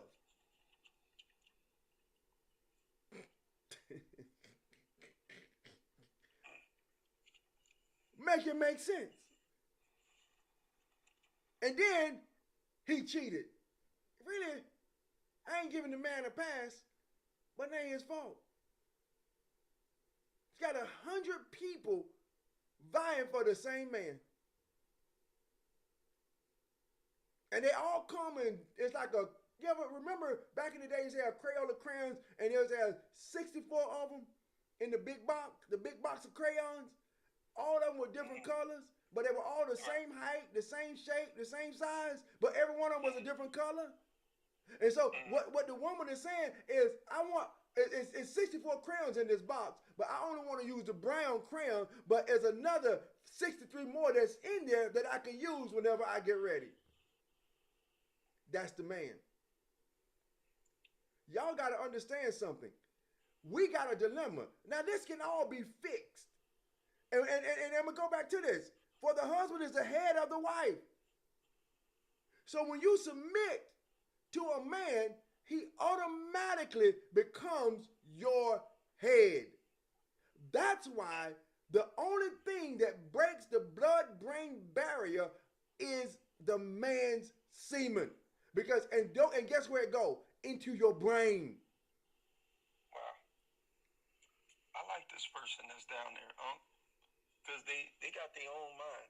I don't know who Beloved 5 something is, man, but they bringing up some good points. They said, wait a second, I can erase my husbands away, because if any man be in Yahushua HaMashiach, he's a new creature. And guess what? Old things are passed away. And if old things are passed away, then behold, all things become brand spanking new. So now, what say ye to the blood of Christ wiping out marriages? Well, let me help you there, because we're in the right place for that. We're in the right place for that. Now listen at this. This is the very next verse. It says, verse 24. This is Ephesians chapter 5. I didn't plan on going here tonight. This ain't where we were planning on going. Not at all. Trust me, we were going. But we're going to stick here now, and we're going to explain it in totality. I don't care how long it takes. Therefore, as the church is subject unto Christ, so let wives be to their own husbands in everything. So this right here is an explanation of how a wife should be to her husband and how a husband should be to his wife using the ecclesia, the church, and Hamashiach, Christ. Okay? So listen now. So now he gets to the husbands. Husbands, love your wives, even as Christ loved the church. But what was the prerequisite for loving the wife? Wives, submit unto your own husbands, as unto the Lord. So the prerequisite is that the wife got to submit. So the women that's out here that's saying he got to submit to me, you missed it. Because Paul here, he says, submitting yourselves one to another, giving that. He's talking about all of Israel submitting to one another. But then he gets specifically to the analogy of the family. And that's what this is, how the family should look. So the first thing of a family is a submissive woman. The first thing for a family is a submissive woman. You can't base submission off of a man's love. A man bases his love off of your submission. We wanted the exact opposite. Remember, I told you we're at a table. And the table is upside down. But we got our plate in our hand. And it's like nobody seemed to see that we can't put the plate down. So we're spilling stuff all over the place because we're holding the plate in our hand because the table is upside down. And so he says, listen, husband, love your wives, even as Christ loved the church, and he gave himself for it. So if the man is to give himself for the wife, she has to first submit to him. So when y'all say that them that is in Christ is a new creature, absolutely. But listen to what the man do. Listen to what the man do. When the husband loved the wife, this is what happens. Listen at this. That he might sanctify and cleanse it with the washing of water by the word. So this is an analogy for what the husband does for the wife, because the wife is submitted to the man. He sanctifies her. So there is no sanctification for the woman that is not submitted to the man. Oh. And I got to bring this out because he's speaking of the submission of the ecclesia, the church, Israel, the called out ones that is submitted to Yahushua HaMashiach in totality. He's really speaking to the man, but now he's using the man in submission to the Most High as a woman being submitted to the man in the same order.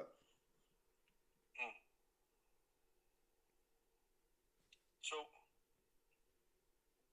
go ahead. You on the roll. He says that he might sanctify.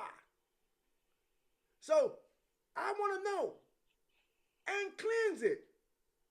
So, a woman being sanctified is through the submission to her husband. I know you ain't never heard it like this before. Call your mama, call your pastor, your bishop, your apostles, call your prophets, your prophetess, call them up and tell them, come on, uncle's talking. Because they're not going to teach it like this. And all you got to do is read it. Read it for yourself. I'm not making the words up. I'm not changing it. I'm just explaining it the way Paul gave it to us. Now, they call we the people professor. Professor, am I correctly exegeting this particular passage? Ain't nobody professor.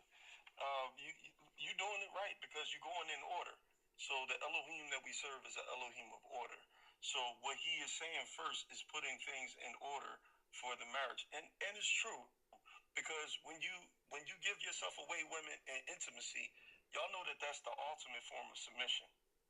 Your act of becoming married is the ultimate form of submission. I can prove that Unc is so on point with it. It takes submission for you to even get there, because what does it say in what's that, Matthew 19:5? It says that the two shall become one flesh, and it says that what the Most High has joined together, let no man tear it asunder. Nobody can put this stuff away. So Wait a second. How did y'all become one flesh? When you had to submit. What did you submit? You submitted your body. You presented your body to that man in submission. That means that you let that man do whatever that he was going to do. And guess what? In the Israelite marriage, in the way that the Most High made it for everybody to get married, even under Adam, when that man cleaves into that woman, those two become that one flesh. And guess what? If you did not submit to him in that moment, when y'all are being intimate, they got a special R word for a man or a woman that enters into that situation where the person is not submitting to that person doing what they want.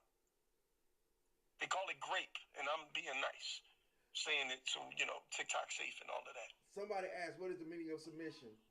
Submission means that you submit to the mission. What is the mission of the man? What is the mission of the man? What mission did God give the man? Be fruitful and multiply. Replenish the earth and subdue it. That was the mission that the Most High gave to Adam. That was the whole thing. That's why look at the word for whoever asked that. I think it was the real. The one that says the real. Kahana. Look at the word that you wrote down. Look at the word submission. You see the word submission? Those are two words. Now, if you separate those two words, what does the prefix sub means? Under. It means to bring yourself under. Well, how do you bring yourself under? Humility. Well, how do you operate in humility? You can't be the boss. You can't be the boss. You can't be the head and operate in submission. If you're going to operate in submission, that means you're coming under the man's mission. You're coming under the mission that man has. Unless you can do that, you ain't really even in the mindset to be a wife, even if you're made a wife. See, the problem is, men, we don't understand the mission. That's why I say we marry in perversion, because we don't understand the mission. We don't understand the mission is to procreate. So in order to be diverted from the procreation aspect of marriage, we go by the vows. And when we go by the vows, the women that we married have been had by other men. So the mission is not a procreation, fruitful, multiply, replenish, subdue, dominion. That's not it. Because that's supposed to be the mission of the man. Because that's what the blessings of the man is. And so, because we don't understand that, what we're doing is we're moving in a different direction. And so we're marrying, but we're marrying based off of a type. She's not my type. He's not my type. And so what we're doing is we're constantly defiling, looking for a type. And the problem is, each time you are defiled or you are defiling or being defiled, what you're doing is you're changing the type. Because every time you go with a man or a woman, there is something about them either you like or you don't like. And so you have a running list of what you want. And I'm going to tell you, that first man that you were with was satisfactory. You didn't know that you wasn't satisfied till you met another man. I'm just putting it out there. And so here he's telling the husbands, he says, look, love your wives. And then he said that he might sanctify and cleanse it with the washing of the water by the word. So the sanctification of a woman is with the washing of the word by her husband. And her husband is only doing it because she submitted to him. This is why the woman that is out here that is going against the woman, and she don't even realize it, she must be stopped. And the only way she's going to be stopped is when men stop going into these women for pleasure. If you don't want to keep her, don't touch her. If she don't want to be kept, don't touch her. But I tell you this, in Israel, none of y'all should be single. There's no such thing. We created this thing. We the ones made this. And so in order for it to fit a certain carnal narrative, we made it legal for us to be single. After being intimate. Where did Isaac become single after Rebekah? Where did Jacob become single after Leah? Where did it show up? We made it up. Even Ruth, where did it say she was a single woman? She didn't want to be single because it was not a thing. It was frowned upon. But now, as a single man, you could sleep with as many women as you want and not be accountable to not one. And Egypt. Go ahead. No, I'm just saying the only place that single women are at is in Egypt. It's not of the book. It's not of the Torah. It's not. It's not in the laws. He said the commandment that the Most High looks for us to honor is to be fruitful and multiply. But there's some rules with that. If you touch her, you got to keep her, which means that she becomes your what? Your wife. And if she becomes your wife, then that means that you are her husband. Why are you the husband? Because you had the seed. Husband means farmer that has the seed. If the seed has been released into the woman, she is now the possession of the farmer. She is now the possession of the husband. She is the ground that he has planted his seed in, and that's why a child grows out of that. When the child grows out of that, y'all are fulfilling the mission that the Most High said to be fruitful and multiply, and that was for a husband and a wife because Adam could never leave Eve. Do y'all understand that this country was created just like this? This country was created with land. And what a man would do is he would take and find some land, and he would plant a tree on one side, and then he would walk so much further, whether it was on a straight line or not, and he would plant another tree. And the trees would identify the boundaries of his land. Y'all understand that, right? And so he tree line. Right, it was tree line. That's how his boundaries were identified, by planting a seed. Y'all got it, right? Where would he plant the seed? In the land. Come on. And so as a woman, when a man plants his seed in you, that's the boundary that you don't belong to another man. Or you shouldn't. Because can you go to Proverbs 22 and 28? Yeah, we can go there. I can go there. I'll go there real quick. I want to stay on this. This is to help what you're saying. This is once you see it, you're going to understand what Proverbs 28. What now? Proverbs 22 and verse 28. 22 and 28. I'm here. This is what it says. Remove not the ancient landmark which thy father hath set. There you go. Wait a second. Who set the landmark? The father. How can the father set a landmark in the land? What does he have to plant? A seed. So when he plants the seed, then he's marking off his possession. That's the boundaries. So now he said that we ain't supposed to remove it. So if we ain't supposed to remove that, then that means that we have to return back to the landmark. There you go. And if the women have to return back to the landmark, then you have to look at who put that seed in you. And that's where you'll find your husband at. The men have to go stop chasing to just touch as much as you can. Like you giving a whole bunch of people high fives. And you ain't never going to see them again. Nah, you got to go back to the land, to that landmark. Who did you put seed? Okay, so you know what's in your territory. The scripture says that. And I should respect that. I'm sorry. Right. I should respect that as a man. I should respect the landmark as a man. As a man, I should, because if I go past that landmark, what am I doing? I'm trespassing. That's right. And how many brothers have trespassed against other brothers by touching the nakedness of that brother, his wife, where he put his landmark, his seed. And sometimes y'all got live little children running around. With stripes on them. With stripes on them, because depending on how many times they've been defiled. No, unfortunately, that's us. That's this generation. One time. Did you know there's the Bible says that the man should not put a...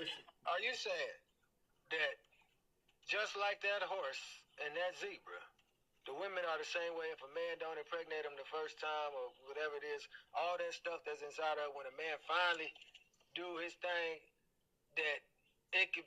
Are you serious right now? It could literally be that he about to have all them other men's children inside that one child. Yeah, trace elements. Yeah.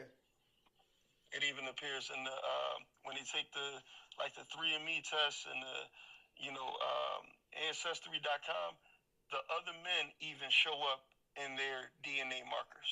Man, I had to pull over just to talk to y'all because it was a strong echo. I was like, man, we got to talk about this. No, but that's how deep it is, Pass. I mean, the thing about it is that we don't know that. Get that smile off your face, huh? No, I'm not gonna stop smiling. I got to keep smiling to keep from getting upset. I'll cry if I don't smile.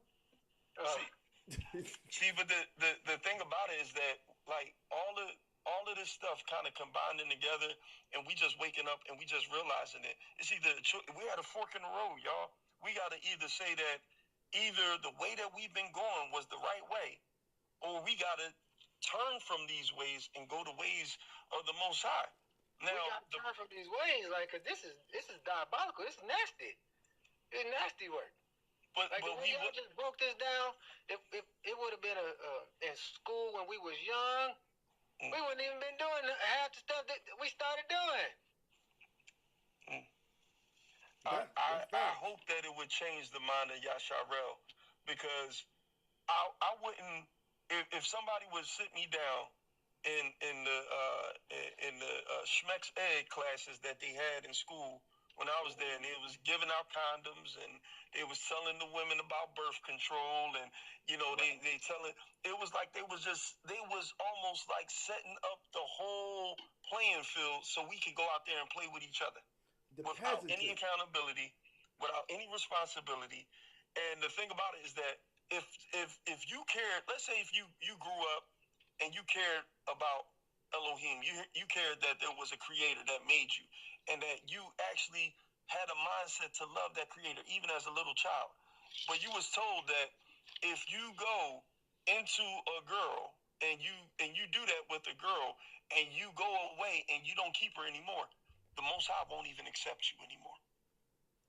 That would be enough to make a brother that says that I want to please the Most High, I want to serve the Most High, to say, whoa, wait a minute, I can't do that. But the whole thing is mixed up. It's messed up, because now we got people that was even in the comments that said that, well, if any man be in Christ, he's a new creature. Old things have passed away. Behold, all things become new. Okay, I got you. But does that erase your marriages? Is that enough to erase the marriages? And if it's not enough to erase the marriages, then what about what it says in Corinthians, when it says that the woman is bound by the law until her husband is unalived, that the marriage is still on? So if the Most High is not going to double talk himself, and he's saying this after the cross, he's saying this after the unalivement, after the burial, after the resurrection, and Paul still states that, hey, listen, you are still married because the law still exists, but the church teaches us the law is done away with. Well, if you can get rid of the law, and all we got is grace, and you can get rid of the law like that, then guess what? The woman ain't bound to the husband anymore by the law. You are free if you can find a way to throw away the law. But the last time I checked, Yahusha said, until heaven and earth pass away, not one jot, not one tittle, nothing is going to be removed from the law. So that means that's inclusive of the laws of marriage. Absolutely. As a matter of fact, the laws of marriage is the foundation for it all, because that's the purity of it. That's the legitimacy of it. That's the revelation of it. And so as a husband, love your wife, he sanctifies her, he washes her. And so that's what cleanses her from her past. The analogy of that would have been with Hosea and Gomer and the three children. And he uses that. He says, look, I'm giving you this analogy to show you Israel and me. And now he's giving us a layout on how it's to be. So if the woman is to be sanctified, it has to be by a man that's sanctified. What does she have to be sanctified from? From her past. Wait a minute. Oh, wait a minute. Did you mean to say that? Slow up, Unc. Take a breath, take a minute, and just think about what you're saying before you say it. What does a woman have to be sanctified from? Her past. I mean, every God that she'd never ever served. Absolutely. That's why he used the word sanctify and cleanse. And so if something is defiled and it can be fixed, what do they do with it? You said if something is defiled Right. and it cannot be fixed? Throw it in the trash. No, it can be fixed. It can be. It can't be fixed. Then it's going to be renewed. It's going to be salvaged. What do you know the number one way that they cleanse something in the hospital after they use it? Say it again. What is the number one way that they cleanse something in the hospital once it's been used, once it's been defiled? They wash it. Hot water. Well, what kind of water? Hot water. They put it in a sterilization machine that is heat, a lot of heat. What is the word of God like? Fire. Fire shut up in my bones. So he washed her with water, with washing of water by the word. So the word is the fire that sanctifies it.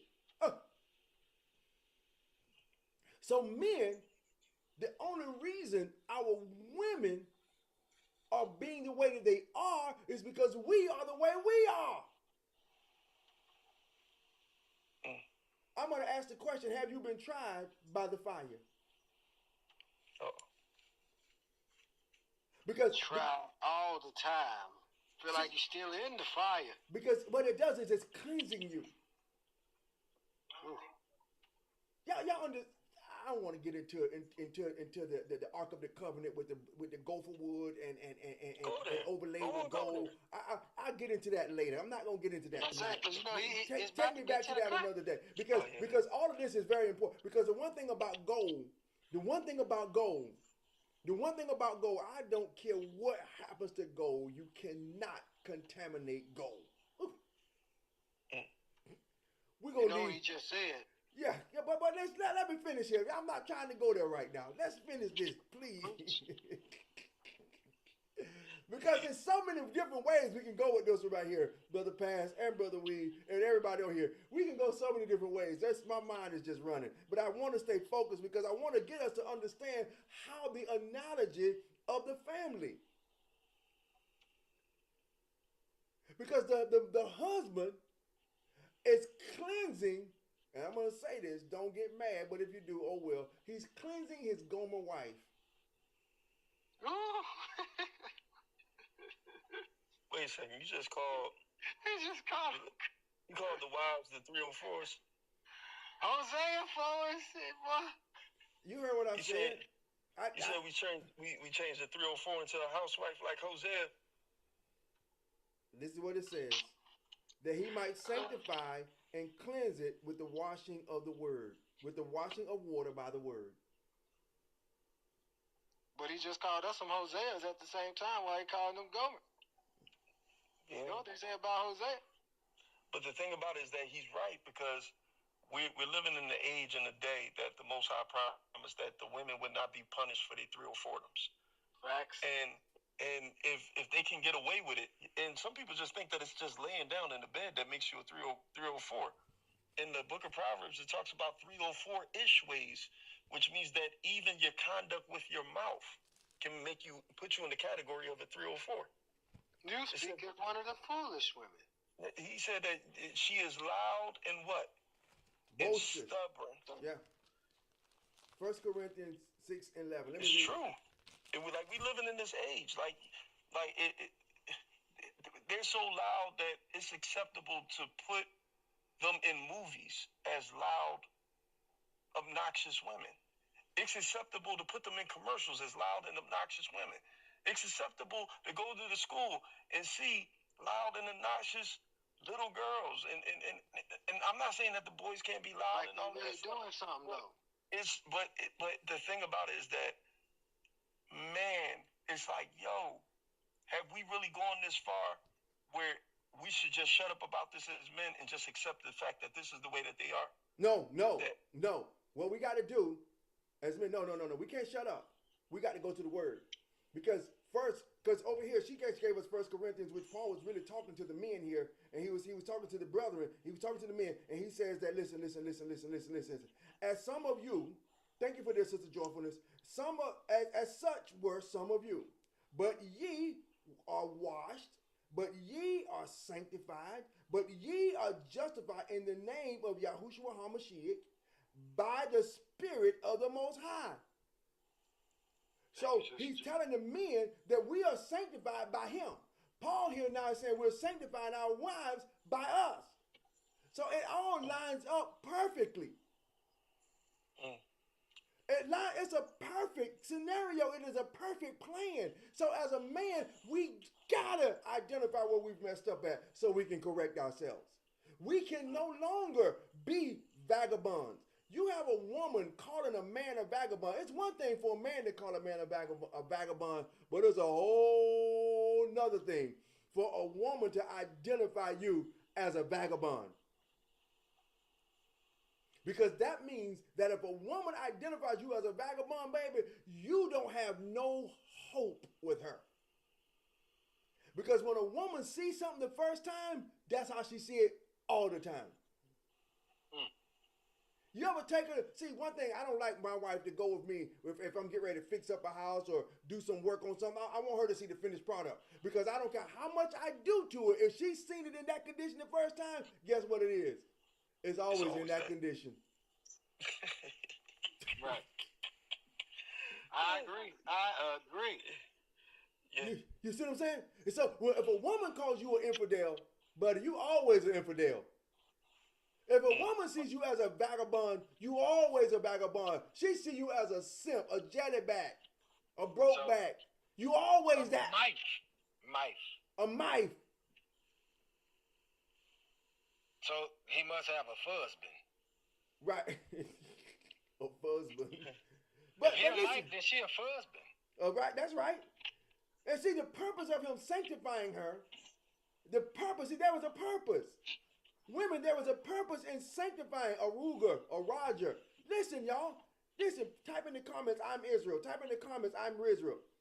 That he might present it to himself a glorious church. What is the church? Ecclesia. What is that? Called out ones. So when a man picks you to sanctify you, when he's pleading with you to follow his lead as he followed the law, it is to sanctify you, to present you back to himself as pure, as an untouched woman,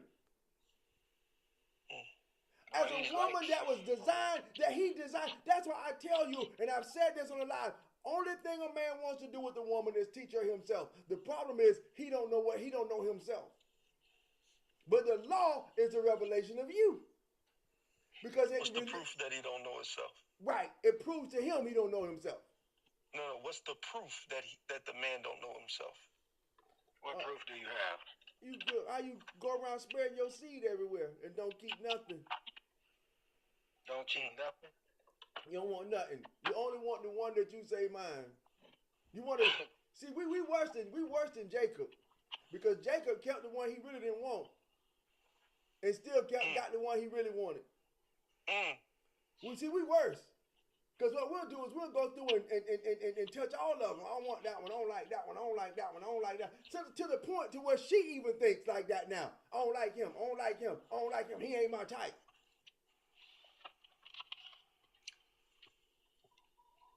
But if you want to use Jacob as the standard, if you touch her, you keep her. So, Unc, I got a question. Did the Most High create man with a seed in him already? Yes. Then why he keep on trying to get rid of his seed?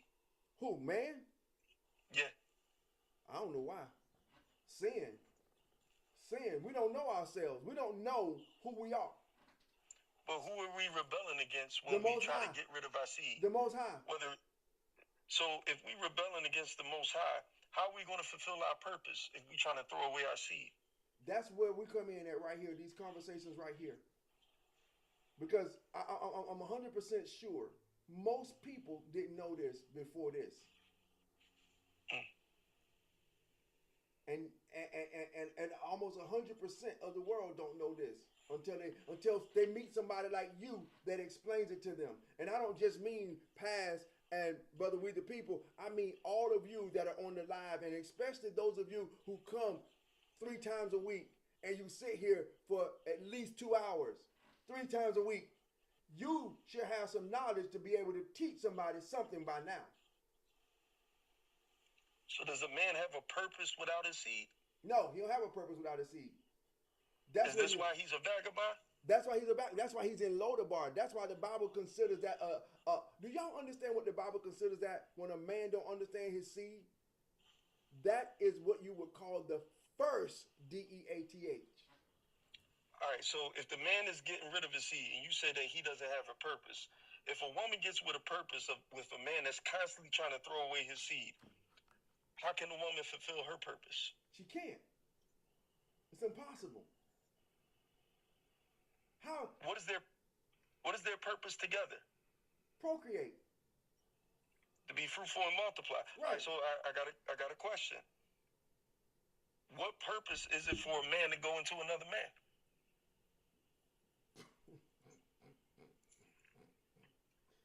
Ain't no purpose.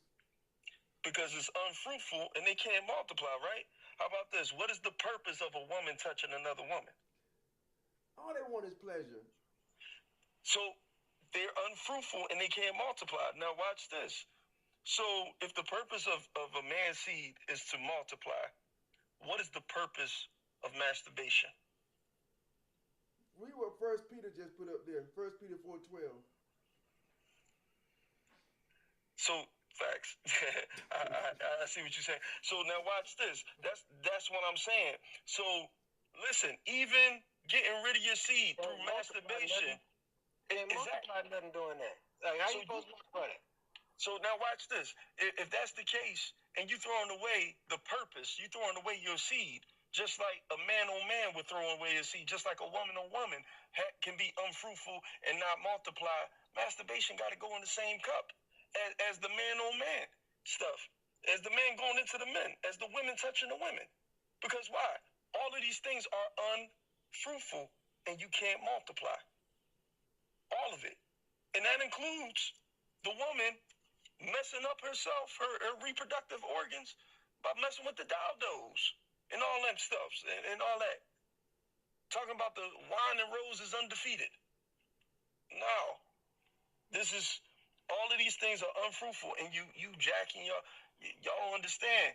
Y'all understand what they molding this stuff out of women. I'm gonna talk to the ladies for a second. Y'all don't understand.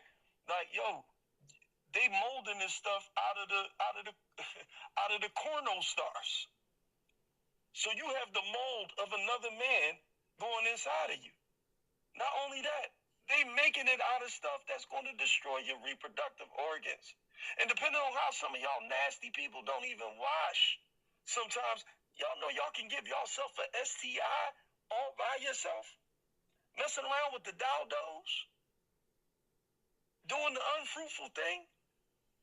Did y'all know that the more that you use the rose and you keep on playing with the door stopper, you keep on playing with that thing, that's the longer that it takes that your husband can't satisfy you. And you've been doing this all of this time, calling yourself single, talking about I'm waiting for the Most High to send me a man. No, you prepare for AI to get a body, and he can be the rest of the body that you're not getting. Because he's going to walk around, he's going to pick up your groceries for you, he's going to cook for you. You're going to have a real life then. And then all of a sudden, you're going to be walking down the street with AI in your hand. Because you already got AI in your drawer. Hey, that's the movie Bicentennial Man. Yo, put the dildos down. It ain't marrying a whole robot. It ain't good. Like, I'm saying, it's not good. Listen, we got enemies that's listed in the scriptures, and it says what their ancient names are. And y'all pulling out something that says made in China. made in Iraq, made it, and y'all don't understand that it's for y'all. Made in Taiwan. All of this stuff is made deliberately for y'all. The little gels that y'all put on this stuff, y'all should go research this stuff. See if a brother is lying to you. Because some people think that the masturbation stuff is just on the man's side. But when you look at the schmeck stores that's out there, all of this stuff is catering towards the woman. It's unfruitful. You are in rebellion against the first thing that the Most High gave as a mission to give to man. No I seed. think you got about 4 more minutes, man. Listen, no seed, no value. That's what I'm saying. No seed is no value. And if you can't understand that the man going into you, that makes him your husband and that makes him your wife, stop doing it. Because either intimacy is going to be either two things. It's either going to be marriage or it's going to be sin. It's either marriage or it's sin. So if it's either marriage or it's sin, you got to understand where you at. Like we are avoiding what the Most High, why is the seed so valuable? Because the Most High said, let us make man in our what? In our likeness, in our image. So wait a second. When we throwing away our seed, what are we throwing away? The likeness and image of who? The Most High. The Most High. Do you know? So Hey, people, I'm gonna be cutting this because you went in, so this is definitely gonna be a highlight. Well, praise Yah, but I'm telling y'all, that's Genesis what? 126. When he said, let us make man in our likeness and our image. And the thing about it is that, do y'all know that when this happens, and the Most High said, I'm going to give my image to man, that the man became the glory of the Most High?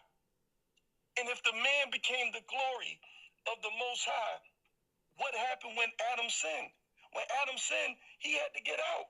So the Most High had to choose, instead of just one person that was going to have his glory, because he had to strip it away to some degree out of Adam, he had to choose a nation that was going to wear his glory. I wonder what nation he chose. Yasharel. So if he chooses, I am Yasharel in the comments, since y'all didn't get to 100K. Facts on facts. But the thing about it is that we represent the Most High's glory. Can you do this for me real quick? I know we're coming to an end. Go to Isaiah, because they think that we just saying this because we trying to do this. Y'all stopping the kingdom from coming. Y'all stopping the kingdom from coming. Well, how are we stopping the kingdom from coming?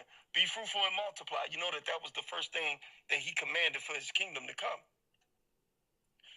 Concerning man, watch this. Isaiah chapter 46, verse 13. Can you go there real quick? Can I say something? Facts on facts. You got it. Everything that you just said and you brought out, bro, the Most High allowed you to bring out for us tonight. You said the most important part of that was the kingdom can't come to earth. How do we expect the kingdom to come to earth? And look how it looks. Look what we've created it into, being our own little bitty creators. But we call ourselves men and women of the Most High. So if we're going to really truly be that, we have to have a kingdom mindset. Everything got to change. Facts on facts. Absolutely. Because when we're walking away from our children, we're walking away from the image of the Most High. When we're walking away from our wives, we're walking away from the relationship with the Most High. That's why you called the infidel and you denied the faith. But I'm sorry, go ahead. You can read that. Okay, I bring near my righteousness. It shall be not far off. And my salvation shall not tarry. And I will place salvation in Zion for Israel, my glory. So wait a second. After Adam sinned, and Adam did what he did, man reserves the image of the Most High in him. But what nation did he say represents his glory? Israel. It's the men of Israel. We got the glory, y'all. You think that we telling you to throw away the Dowdos because we just want to set up something where we're the rulership over you and here you go. We the ones with the whips now. It ain't about that. Stop. Why y'all thinking so negatively about the Most High's plans returning back to his earth, his kingdom, his footstool? From his throne, he gave it. He spoke this to us. He gave it to Israel. Go to Isaiah chapter 42, verse 8. Go to Isaiah 42, verse 8, because I'm trying to show y'all the big picture of everything that we're talking about. And you up there, I can't believe they said that. I'm this, I'm that. Yeah, we all was that. We were 304 mongers. We were addicts of y'all. Y'all were the 304s. You was the smug for us. You was what we was addicted to. We were the 304 mongers. We were the addicts. But the Most High said, yo, I don't want the marriage to look like this. So he has to restore order back to Yasharel, because we have the glory of the Most High. No other nation. Go ahead, bro. I am Yehuda. That is my name. And my glory will I not give to another. Neither what? My praise to graven images. So now the Most High is telling you, you can't be worshiping no idols. But he said that I don't give my glory to anybody else. But wait a second. Who did he just say that Israel was? He said that Israel is his glory. So what does that mean? If he don't give his glory to nobody else, then why a whole nation got it? Why is it that a whole nation is able to walk around in the glory of the Most High? And it's really, really simple. Hosea chapter 12, verse 3 and 4. Why is Israel the only nation that has the glory of Yah in the earth? Let's figure this out real quick. That think that this is just, we just shock jocks up here. We just trying to say things to be polarizing and cause controversy and stuff like that. Maybe it's that we ain't thinking big enough about Yasharel, and we throwing away our seed because we think that it's just about getting her off or her getting him off, and we throwing away the kingdom. Go ahead. Hosea chapter 12. Verse 3 and verse 4. Okay. He took his brother by the heel in the womb, and by his strength he had power with the Most High. Yea, he had power over the angel and prevailed. He wept and made supplication unto him. He found him in Bethel. That's Bethel, house of God. And there he spake with us. So now you see that the reason why our nation has it is because we're the only nation that has power with the Most High. We have power with him. Women, your power comes with your husband, not against him, not separated from him. Your power comes with him. Through your submission, it comes with him. So my question is, where did Yah put us at in the earth? Deuteronomy 28:64.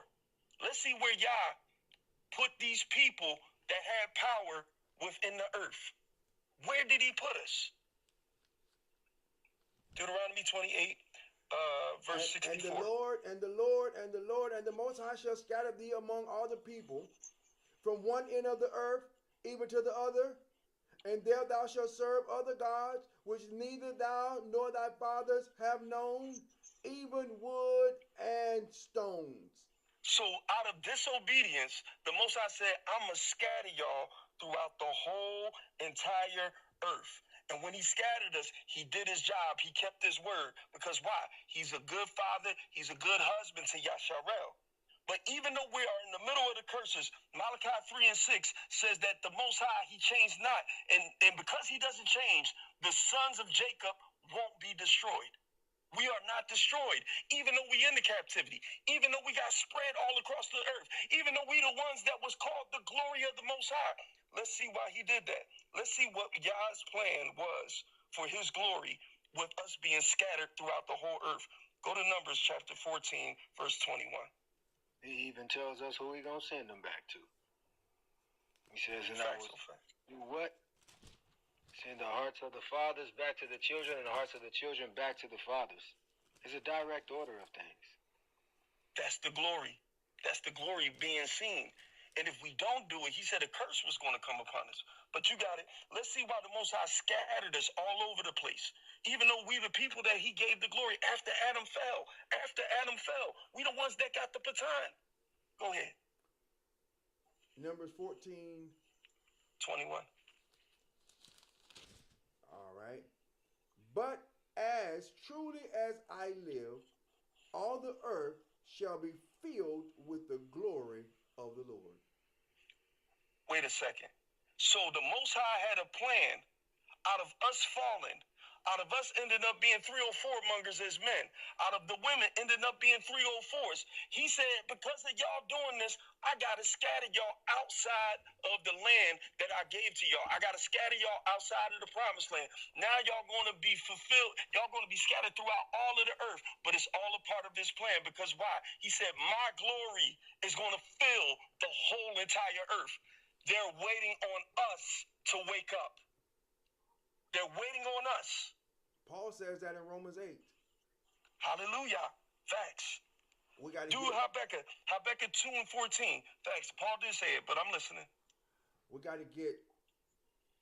I got you. What you want me to go to? No. We're going nowhere. We got to get to the place to where we understand this marriage thing. Because that's what we keep failing at. Because we don't understand why and the way that the Most High done it. We got to get there, y'all. We got to get there because that's how the glory is filling everywhere. It's through the seed of the man. Hallelujah. There's 23 people in here and we still ain't reached it to 100K. I'm getting ready to get off here in about 2 or 3 minutes. All right. But I want y'all to know that how did Jacob with Rachel and Leah build the house? When the Most High closed the womb of one, brought him another, so that his seed is not diminished. How many of our women is doing that today?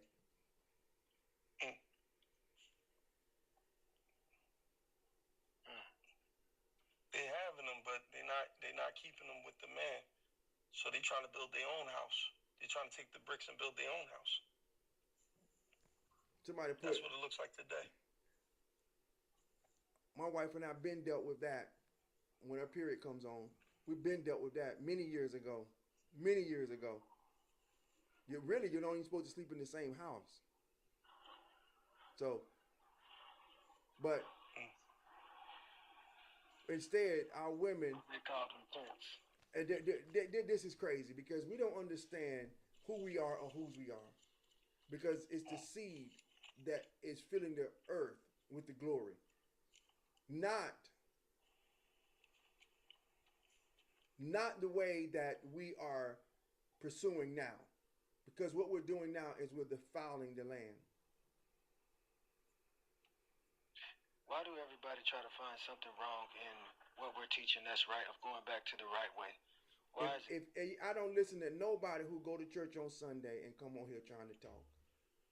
Okay. If you going to church on Sunday, right? If you going to church on Sunday, you the basics you don't even have yet. Believe that.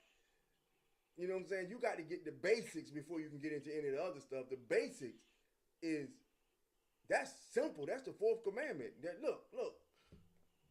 Remember the Sabbath to keep it holy. No, I ain't doing that. Then don't worry about it. Nothing else matters because you threw away what really matters. You don't know the holy days. Come on, you don't know Passover, unleavened bread. You don't know Pentecost. You don't know the Feast of Trumpets, the day of the Feast of the Feast of Trumpets, the Day of Atonement, and the Feast of Tabernacles. You don't know none of the holy days. Come on now. Don't come on here with that because you don't understand what's going on. You don't understand. So you're a lot of us don't, because a lot of us don't follow it like that, being real. Right. Well, I'm going to tell y'all something that we're now in the season. We're fastly approaching the season for the last 3 holidays of the year. Matter of fact, if Sister Brandy, if you're still on here on our next live, try to bring them up. Put them up on here when the dates are for these other holidays that are coming up. The 7th day, the Sabbath day. We got the Day of Atonement that's coming up. We got the Feast of Trumpets that's coming up. We got the Feast of Tabernacles that's coming up. What are we going to do? Do you remember them? So when you talk about, a lot of these things, You go and you study, you find out about a woman in her period, and if you're sleeping in the same house, well, first of all, do you keep the Sabbath day?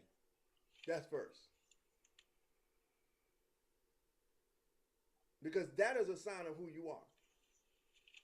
Do you keep the Sabbath? Do you keep the Sabbath? Do you remember the holy days?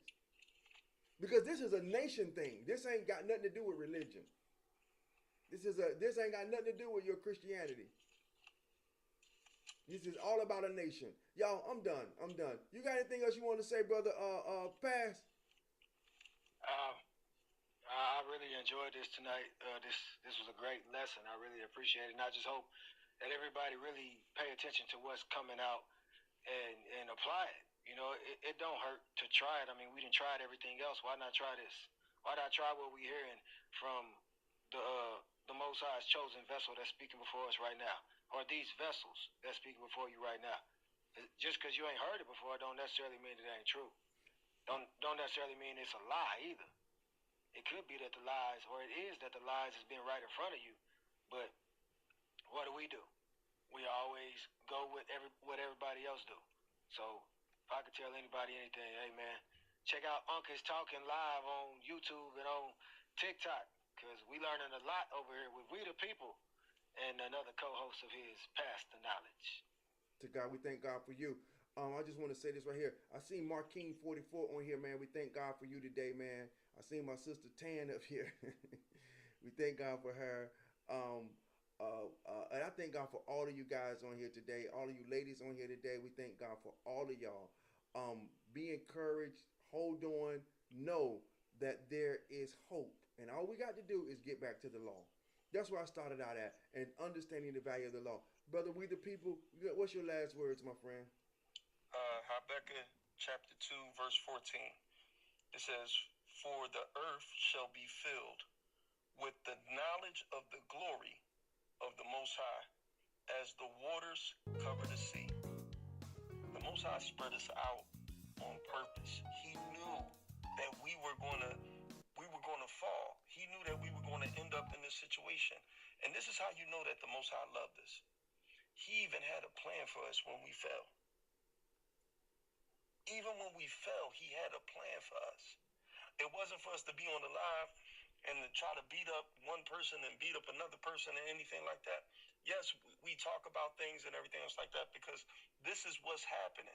This is the day and the time and the era that we live in. So we have to speak about the day, the time, and the era that we live in. That's what makes Jeremiah, Jeremiah. That's what makes the book of Isaiah, the book of Isaiah. That's what makes the book of Job, the book of Job.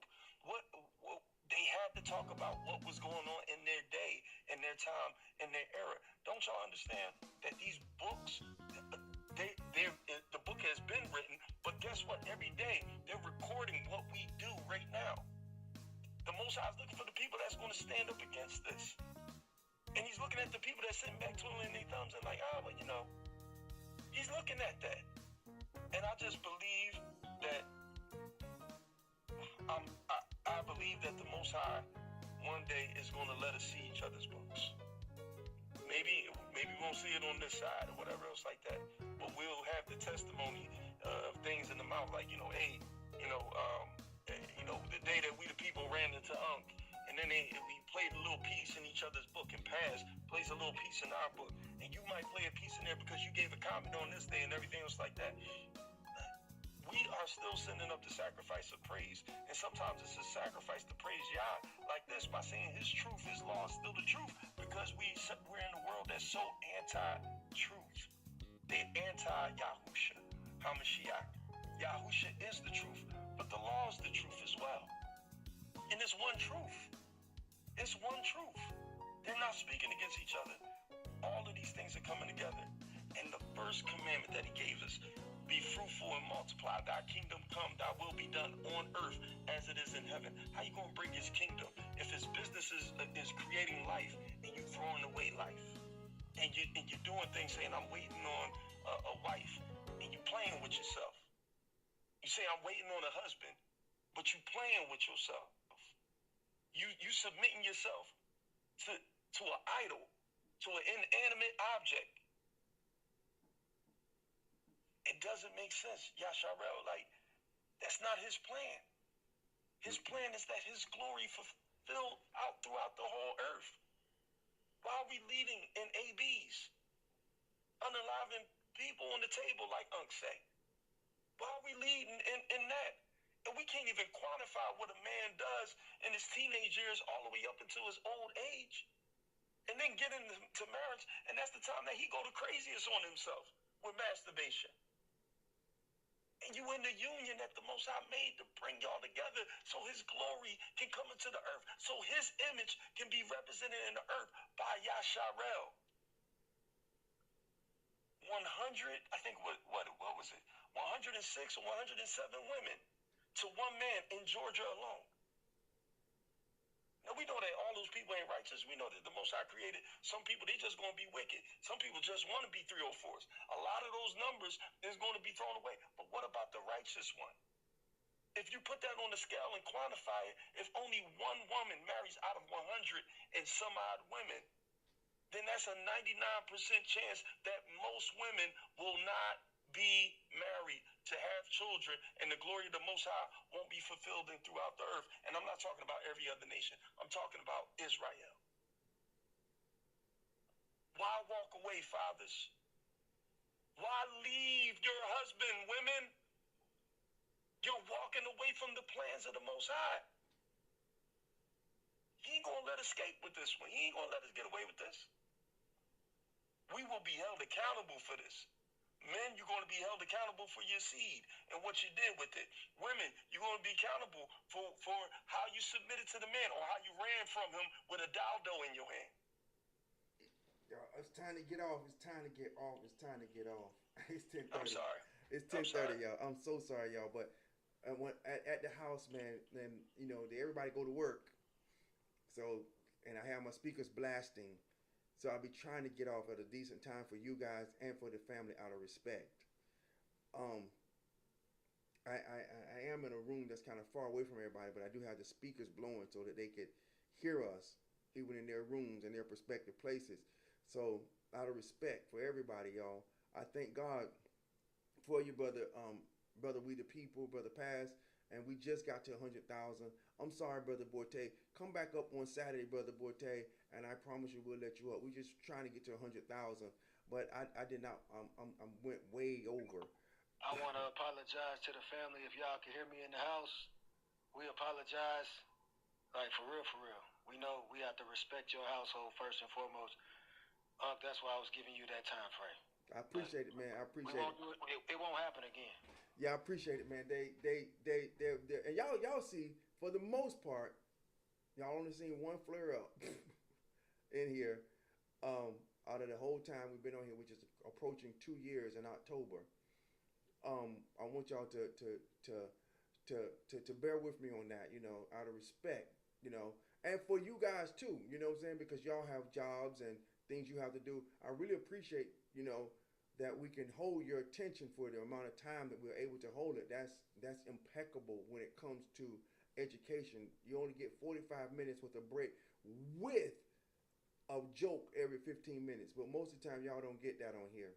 It's straight 2.5 hours easy. So I just want to say I thank God for you. Thank God for brother We the People, brother Pastor Knowledge. We thank God for each and every one of you today that's on here with us. Let's do it God's way. As we get ready to go, let's do you a favor. Do me one favor and type in the comments.